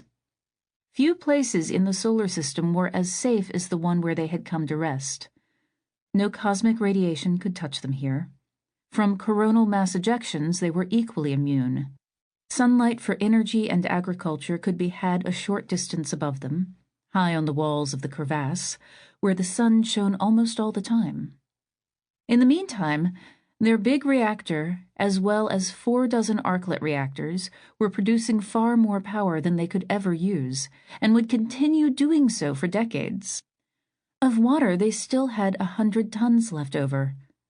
While melting and splitting the water they'd used for propellant, they had extracted from it many tons of phosphorus, carbon, ammonia, and other chemicals left over from the dawn of the solar system that had once cloaked Greg's skeleton in a reeking black carapace. That stuff, as Sean Probst had well known, would be priceless as nutrients to support agriculture. They no longer had to worry, ever again, about the things that had been their obsessive concerns for the last 5 years. Perigees, apogees, burns, propellant, movement of any kind. No bolide could touch them down here. Even if Cleft banged into an equally large rock at some point, they would probably survive it. The vitamins that had been packed into every arclet launched up into the cloud arc had been intended to support a population of thousands. Even though many of these had been lost, what remained was still more than enough to keep a small colony in aspirin and toothbrushes for a long time. They were dependent, in many ways, on digital technology. They could not long survive without robots to do work for them and computerized control systems to keep the installation running. They had no ability to fabricate new computer chips to replace the old. But the architects, anticipating this, had stocked them with a large surplus of spare parts that would last for hundreds of years if husbanded carefully. And they had plans for rebooting digital civilization later, They had tools for making tools for making tools, and instructions on how to use them when the time came. With immediate needs accounted for, the discussion turned toward the obvious problem at hand. All heads turned toward Moira. "My equipment made it through perfectly unscathed," she said. "The last 3 years have been boring for me. I have been treated as a fragile flower. I have spent the time writing up everything I know about how to use that stuff. If I drop dead of something tomorrow, you'll still be able to work it out. Obviously, we're all women. 7 of us are still capable of having babies, or, to be specific, of producing eggs. So, where can we get some sperm? Well, 97% of what was sent up from Earth was destroyed in the disaster on the first day of the hard rain. What survived because it had already been distributed among 10 different arklets. All 10 of those later ended up going off with the swarm. None of that material, however, seems to have made its way here." Aida interrupted. Staring across the table at Julia, she announced, "I was in the swarm, as you know. I can tell you that this fact of the samples in the 10 arklets was forgotten. Never discussed. If anyone even knew they were there, they forgot about it soon." Julia was construing this as an attack on her record. "We had 800 healthy young men and women from every ethnic group in the world." "Had," Aida repeated. "We had. The amount of effort required to keep a few sample containers deep frozen wasn't worth the—" "Stop," Ivy said. "If we can start making babies, their great-grandchildren can pore over the records and make judgments and have debates about what should have been done. Now isn't the time for recriminations." "I was in the meeting where Marcus called bullshit on the Human Genetic Archive," Dinah said. She was mildly amazed to hear herself backing Julia's side of the argument. "We can't make the same mistake again," Aida said, "of fooling ourselves. Believing in shit that isn't real."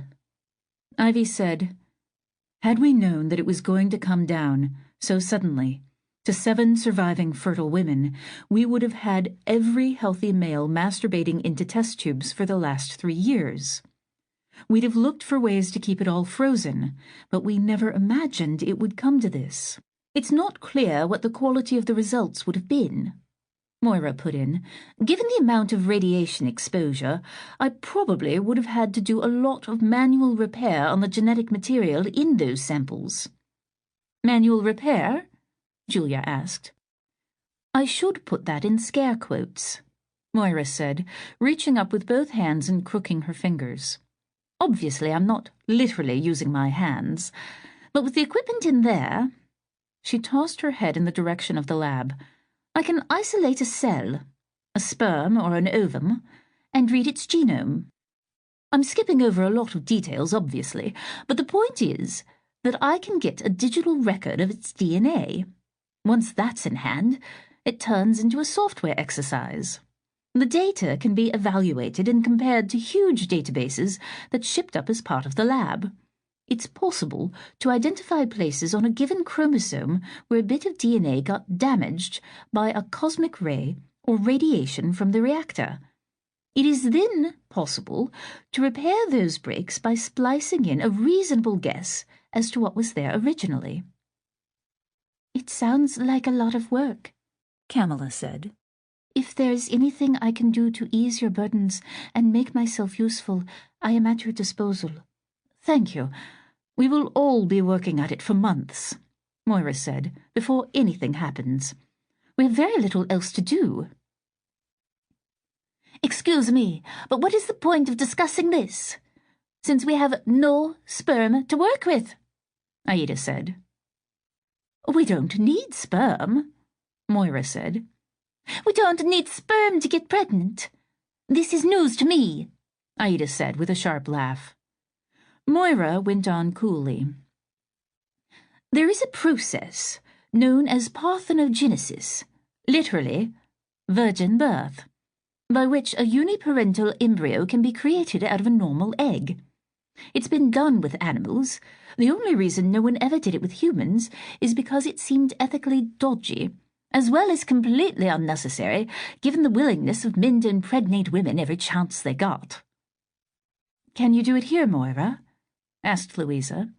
It's not fundamentally more difficult than the sorts of tricks I was just describing in the case of repairing damaged sperm. In some ways, it would actually be easier. You can get us pregnant. By ourselves, Tekla said. Yes, everyone except Louisa. I can have a child, of whom I am both the mother and the father, Aida said. The idea clearly fascinated her. Suddenly she was no longer the prickly, brittle Aida, but the warm and engaged girl who must have charmed the powers that be during the casting of lots. It will take some tricky work in the lab, Moira said, but that is the whole point of having brought the lab safely to this place. They all pondered it for a bit. Julia was the first to speak up. Stepping into my traditional role as scientific ignoramus, do you mean to say that you can clone us? Moira nodded, not to say yes, but to say, I understand your question. There are different ways to do it, Julia. One way would indeed produce clones, all offspring genetically identical to the mother. This isn't what we want. For one thing, it would not solve our basic problem, the lack of males. Camilla's hand went up. Moira, clearly annoyed by the interruption, blinked once, then nodded at her. Is it really a problem? Camilla asked. As long as we have the lab and can go on making more clones, would it really be such a bad thing to have a society with no males, at least for several generations? Moira silenced her with a gentle pushing movement of one hand. That's a question for later. There is another problem with this version of parthenogenesis, which is, again, that all offspring are the same, exact copies. To get some genetic diversity, we need to use something called automictic parthenogenesis. Look, it's a long story, but the point is that in normal sexual reproduction, there is crossing over of chromosomes during meiosis. It's a form of natural recombination of DNA. It's what causes your children to look sort of like you, but not exactly like you. In the form of parthenogenesis that I am proposing to use, there would be that crossing over, an element of randomness. And both boys and girls? Dinah asked. That's harder, Moira admitted. Synthesizing a Y chromosome is no joke. My prediction is that the first set of babies, perhaps the first few sets of them, will all be female, because we simply need to get the population up. During that time, I can be working on the Y chromosome problem. Later on, I hope that some little boys will result. But these little girls, and later the boys, will still be made out of our own DNA? Ivy asked. Yes. So they'll be quite similar to us genetically. If I do nothing about it, Moira said, they'll be like sisters. Perhaps even more similar than that implies. But there are a few tricks that I can use to create a wider range of genotypes out of the same source material. Perhaps they'll be more like cousins. I don't know. It's never been tried. Are we talking about the inbreeding problem? It sounds like it, Dinah said. Loss of heterozygosity. Yes, I happen to know something about it. It's why I was chosen as a member of the general population. Because of your work on black-footed ferrets and so on, Ivy said. Yes, this is a closely analogous problem. But the point I would like you all to keep in mind is that we solved that problem in the case of the black-footed ferrets, and we are going to solve it again. She said it with force and confidence that silenced the others for a few moments and left them looking at her for more. Moira went on. I think we all have at least an intuitive understanding of this, yes? That one was aimed at Julia, who looked mildly peeved and bit off the following. My daughter had Down syndrome. That is all I will say. Moira acknowledged it with a nod, then went on. Everyone has some genetic defects. When you are breeding more or less randomly within a large population, there's a tendency for those errors to be swamped by the law of averages. Everything sort of works out. But when two people sharing the same defect mate, their offspring is likely to have that defect as well, and over time we see the usual unpleasantness that we all associate in our minds with inbreeding. So, Louisa said, if we follow the plan you have laid out, and begin, a few years down the road, with 7 groups of what amount to siblings or cousins, it's not enough heterozygosity, to answer your question, Moira said. If you have a genetic predisposition to any disease, for example, alpha thalassemia runs in my family, Ivy said. That's a fine example, Moira returned. As it happens, Old Earth compiled vast databases on such things before its destruction, all of which are in there now. She gestured in the direction of her lab. We have a very good idea which defects on which chromosomes are responsible for alpha thalassemia. If you supply me with an ovum, I can find those defects and I can fix them before we begin parthenogenesis. Your offspring will be free of that defect.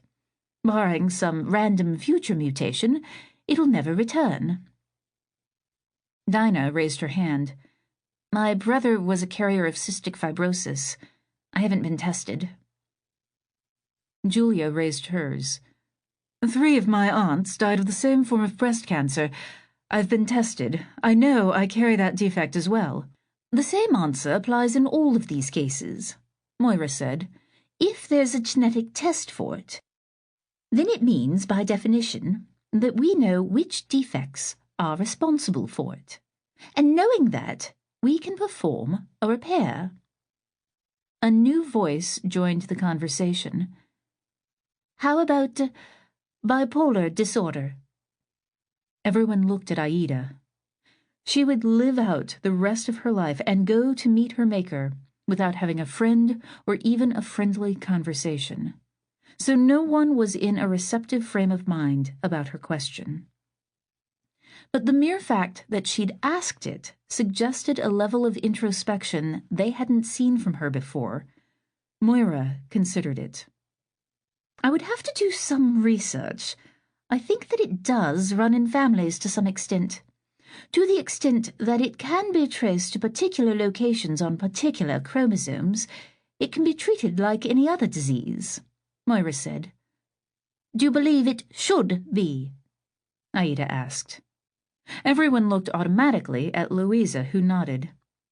We are long past the point of thinking of mental illnesses as somehow a lesser kind of disease than physical.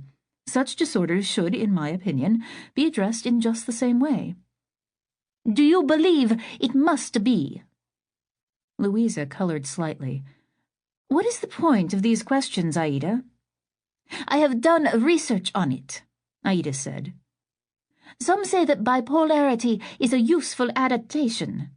When things are bad, you become depressed, retreat, conserve energy. When things are good, you spring into action with great energy. And your point is, will you treat this condition in my offspring against my will? What if I want to have a lot of little bipolar kids? In the flustered silence that followed, Kamala spoke. What about aggression? Everyone turned to look at her, as if unsure they had heard her correctly. I'm serious, she said. She looked toward Aida. I don't mean to trivialize the suffering that your condition causes, but over the course of history, aggression has caused a far larger amount of pain and death than bipolar disorder or whatever. As long as we're fixing those aspects of the human psyche that lead to suffering, should we not eliminate the tendency to aggressive behavior? That's different, Moira began, but she was interrupted by Dinah. Hold on a sec, Dinah said. I'm aggressive. I always have been. I was on track to be an Olympic soccer player. That's the only way I've ever been able to amount to anything, by channeling my aggression into doing things.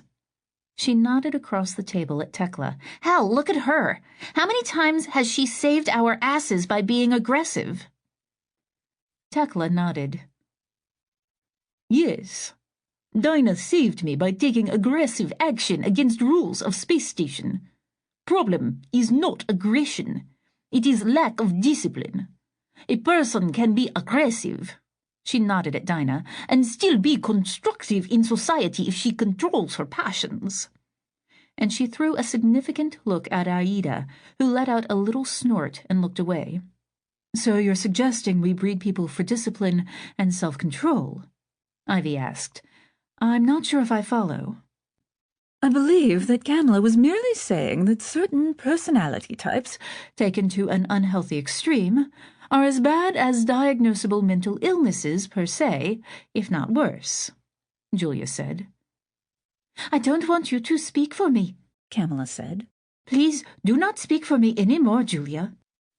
I am merely trying to be helpful, Julia said, but where the old JBF would have said it reproachfully, the new one merely seemed exhausted. Dinah broke in. Well, what I am trying to say is that I don't appreciate being labeled as a genetic freak that needs to be eradicated from the human future. No one would say that of you, Dinah, Ivy said. Kamala's talking about the knuckle-draggers who tried to kill her for wanting an education. And what is your opinion? Tekla asked Ivy. Similar to yours. Aggression is fine. It needs to be controlled, directed, but the way to do that is through intelligence, rational thought. That elicited a cackle from Aida. Oh, sorry, she said. I was thinking about the swarm. 800 people, all carefully hand-selected for intelligence and rational thought. In the end, all we could think about was how they tasted. None of us ate each other, Ivy said. But you thought about it, Aida said with a smile. Dinah slammed her palm hard on the table. She sat still for a moment with her eyes closed tight, then stood up and walked out of the room. I guess she is not disciplined or intelligent enough to control her aggression, Aida cracked. It is a form of self-discipline, Tekla said, so that she would not kill you. You see, Aida, thinking about doing such things and doing are different. This is why greater discipline is a requirement. Sweetie, what do you mean when you speak of discipline? Moira asked. I'm just trying to cash that word out in terms of genetics. I can find a genetic marker for cystic fibrosis. I'm not sure if the same is true of discipline. Some races are disciplined, is fact, Tekla said. Japanese are more disciplined than Italians. She gave Aida a stare that would have frozen most people to their chairs, but Aida just threw her head back and laughed exultantly. You are forgetting the Roman legions, but please, go on. Men are more disciplined than women, is just fact. So there must be genes for it. This produced yet another silence, eventually broken by Louisa. I'm seeing a side of you I didn't know about, Tekla. Call me bad, call me racist if you want. I know what you will say. That it is all training, it is all culture. I disagree. If you do not feel pain, you do not respond to pain and hormones. What about hormones, lover? Moira asked. Her affection for Tekla was obvious and took some of the tension out of the room. We all know that when hormones are a certain way, emotions have big impact. Other times, not so much. This is genetic. Or maybe epigenetic. We really don't know, Moira said. Whatever, Tekla said. My point is that for people to live in tin cans for hundreds of years requires order and discipline. Not from above, from within. If there is a way to make this easier with your genetic lab, then we should do it. Louisa said, We never explored Ivy's point that intelligence was key. Yes, Ivy said, with a glance at Aida. I was interrupted. Aida covered her mouth with her hand and sniggered theatrically. Ivy went on. If we are really going to open the door to genetic improvement of our offspring, then it seems obvious to me that we should look to the one quality that trumps all others, and that is clearly intelligence. What do you mean it trumps all others? Louisa asked. With intelligence, you can see the need to show discipline when the situation calls for it, or to act aggressively, or not. I would argue that the human mind is mutable enough that it can become all of the different types of people that Kamala, Aida, and Tekla have been describing. But that's all driven by what separates us from the animals, which is our brains. There are many different types of intelligence, Louisa said. Ivy gave a little shake of her head. I've seen all of that stuff about emotional intelligence and what have you. Okay, fine. But you know exactly what I'm talking about. And you know it can be propagated genetically. Just look at the academic records, the test scores of the Ashkenazi Jews. Speaking as a Sephardic Jew, Louisa said, you can imagine my mixed feelings. We need brains, is the bottom line, Ivy said. We're not hunter-gatherers anymore. We're all living like patients in the intensive care unit of a hospital. What keeps us alive isn't bravery or athleticism or any of those other skills that were valuable in a caveman society. It's our ability to master complex technological skills. It is our ability to be nerds. We need to breed nerds. She turned to look at Aida full in the face. You ask for realism. Your complaint about her, she nodded at Julia, and the people around her was that they were holding out panaceas, not facing facts. Fine. I'm giving you facts. We're all nerds now. We might as well get good at it. Aida shook her head in derision. You completely leave out the human component. It's why you are a bad leader. It's why you were replaced by Marcus, when wiser people than you were in control, and it's why we are here. Here, safe and sound, Ivy said, unlike the people who followed you, all of whom are dead. So they are, Aida said, and I am alive, and I can see how it's going to be. You are going to keep me locked up in an arklet, making genetic freak babies and taking them away from me. And she broke down weeping. She has what I have, except worse, Julia explained. She sees many outcomes, most of which, given the circumstances, are dark, then acts upon them. What an unusual degree of introspection from you, Julia, Moira said. You have no concept of my level of introspection. Julia shot back. I have been clinically depressed for most of my life. I once used drugs to fix it. Then I stopped. I stopped because I decided they were making me stupid, and I'd rather be miserable than stupid. I am what I am. Depression is genetically based to some extent. Would you like me to erase it from your children's genomes? Moira asked. You heard what I said, Julia answered. You know now the decision I made, which was to suffer for the greater good, because society will go astray if there are not those who, like me, imagine many outcomes. Let those scenarios run rampant in their minds. Anticipate the worst that could happen. Take steps to prevent it. If the price of that, the price of having a head full of dark imaginings, is personal suffering, then so be it. But would you wish that on your progeny? Of course not, Julia said. If there were a way to have one without the other, the foresight without the misery, I would take it in a heartbeat. We only need a few people of this mentality, Tekla said. Too many, and you get the Soviet Union. I am 47, Julia said. I have one baby in me, if I'm lucky. The rest of you can punch them out for 20 years. Do the math. It amazes me that we have already gone over to the competitive angle, Kamala wailed. I am so sorry that I brought this topic up.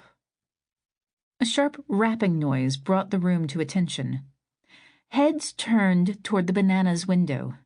It was not large, about the size of a dinner plate. For 3 years it had been buried in ice and forgotten about. But now it afforded a clear, if somewhat dizzying, view of their surroundings. Outside of it, carabinered to the spinning Taurus, was Dinah. She had put on a spacesuit and gone out through an airlock. Seeing she had their attention, she reached up and slapped a small object onto the glass. It was a lump of clay, some wires, and an electronic gadget. She depressed a button on the gadget, and it began to count down from 10 minutes. Aida screamed with laughter and clapped her hands. "What on earth is she doing?" Julia asked. "That's a demolition charge," Ivy said. "It's going to kill us all 10 minutes from now if she doesn't take it off the window." She turned to survey the room. "Well, what is her point?" Julia demanded. "I think my friend is trying to tell us that if we can't settle this in 10 minutes, the human race doesn't deserve to go on existing," Ivy said. They all sat silently for perhaps half a minute before Moira said, "How's this? Every woman decides what is going to be done with her eggs." Hearing no objection, she continued, "Oh, let me be clear. If it's a real disease, something on the books, defined in the medical literature as such, then I will fix it, with no distinctions made between physical and mental disorders. No matter how many of those conditions each of you may be suffering from, I will fix them all before taking any other action. However," and she smiled and held up an index finger, "once all that is done, each of us gets a free one." "Free what?" Tekla asked. "One alteration, one improvement, of your choice, applied to the genome of the fertilized ovum that will grow into your child, and your child only. You cannot force it on any of the others. So, Camilla, if you think it would improve the human race to get rid of its aggression, why then, I will search through the scientific literature for a way to reach toward your goal genetically, and likewise for the rest of you, and whatever changes you happen to think will improve the human condition. Your child, your choice." They all considered it, glancing at one another from time to time, each trying to gauge the other's reactions. Ivy glanced at the timer outside. "Are there any questions? We have 8 minutes remaining." Louisa said, "I don't think we need 8 minutes." Ivy looked each of them in the eye, then turned toward the window and gave a thumbs up. Dinah's eyes, seen through the glass of the window and the dome of her spacesuit's helmet, pivoted to focus on that. She nodded. Moira smiled and put her thumb up. This, too, was noted by Dinah. Then Tekla, then Louisa, Camilla, Julia. All eyes were on Aida. She would not look back at them. She was, at bottom, very shy. "Whatever," she mumbled.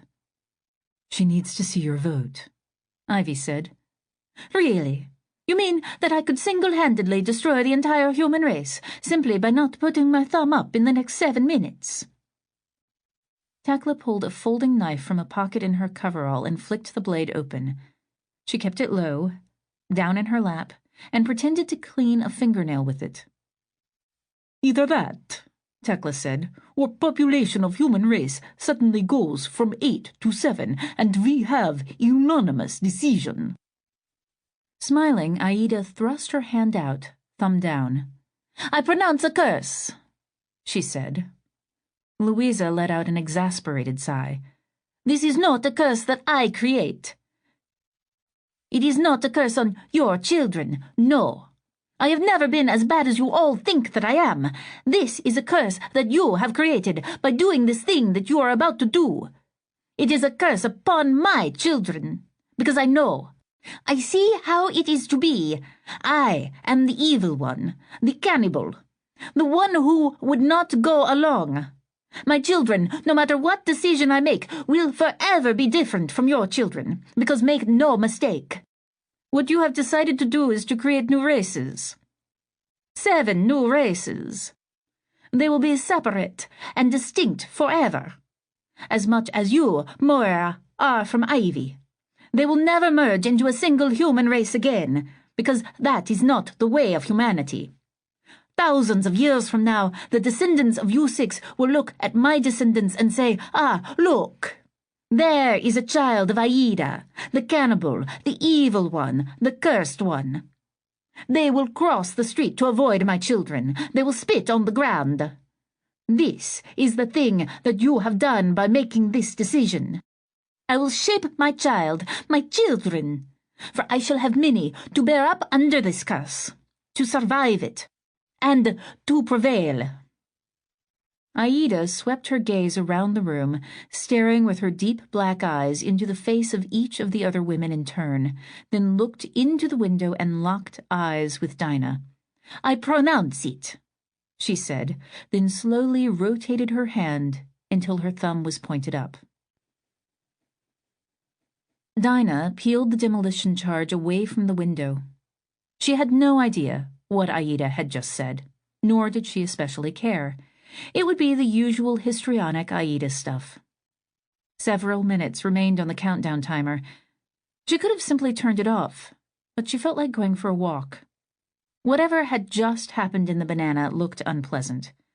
She was tired of being cooped up with these people, even the ones she loved. She felt no great compulsion to rejoin them. She unclipped the carabiner and let go of the lazily spinning Taurus. Her momentum carried her toward the wall of the crevasse.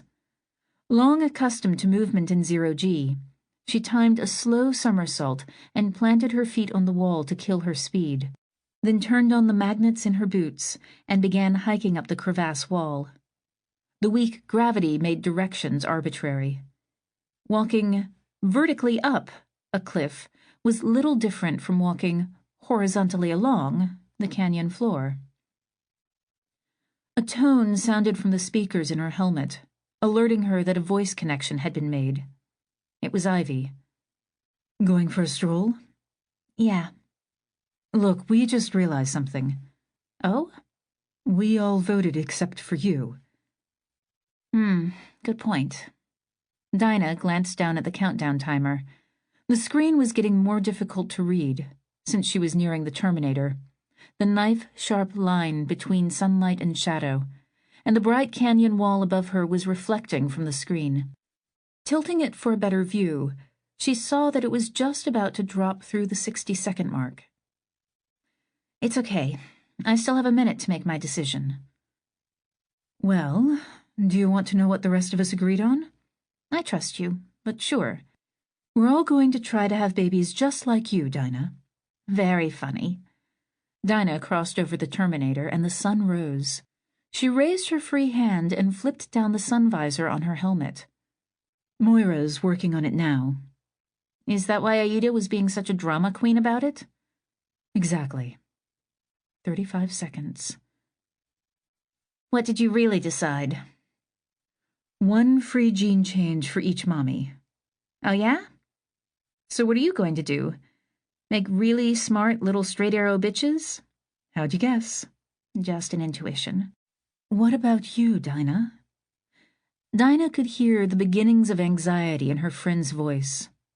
She looked down into the crevasse, saw humanity's cradle welded helplessly into place, imagined for a moment throwing the demolition charge down on it, like a vindictive goddess hurling a lightning bolt. She was thinking of Marcus, of the kids she should have had with him. What would they have been like?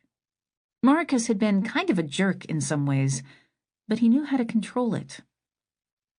Really, she now understood, what had prompted her to slam the table and get up and storm out of the bananas a few minutes ago had not been Aida at all.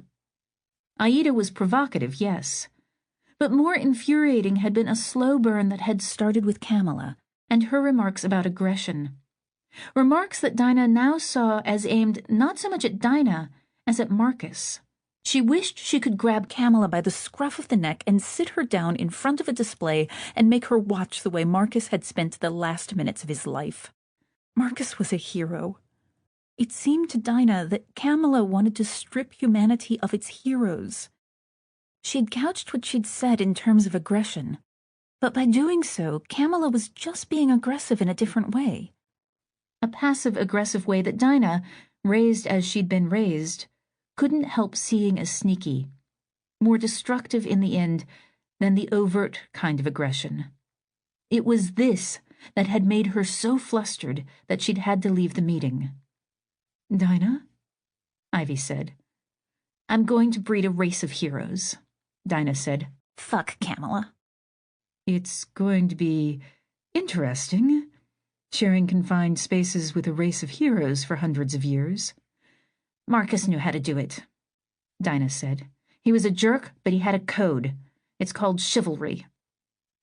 She gave the demolition charge a toss straight up. Did you just vote yes? Oh, yeah, she said, watching it dwindle against the stars. The red lights of the LED timer glittered like rubies.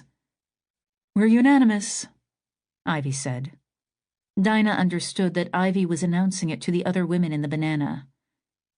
For the first and last time, Dinah thought. The red light had shrunk to a pinprick.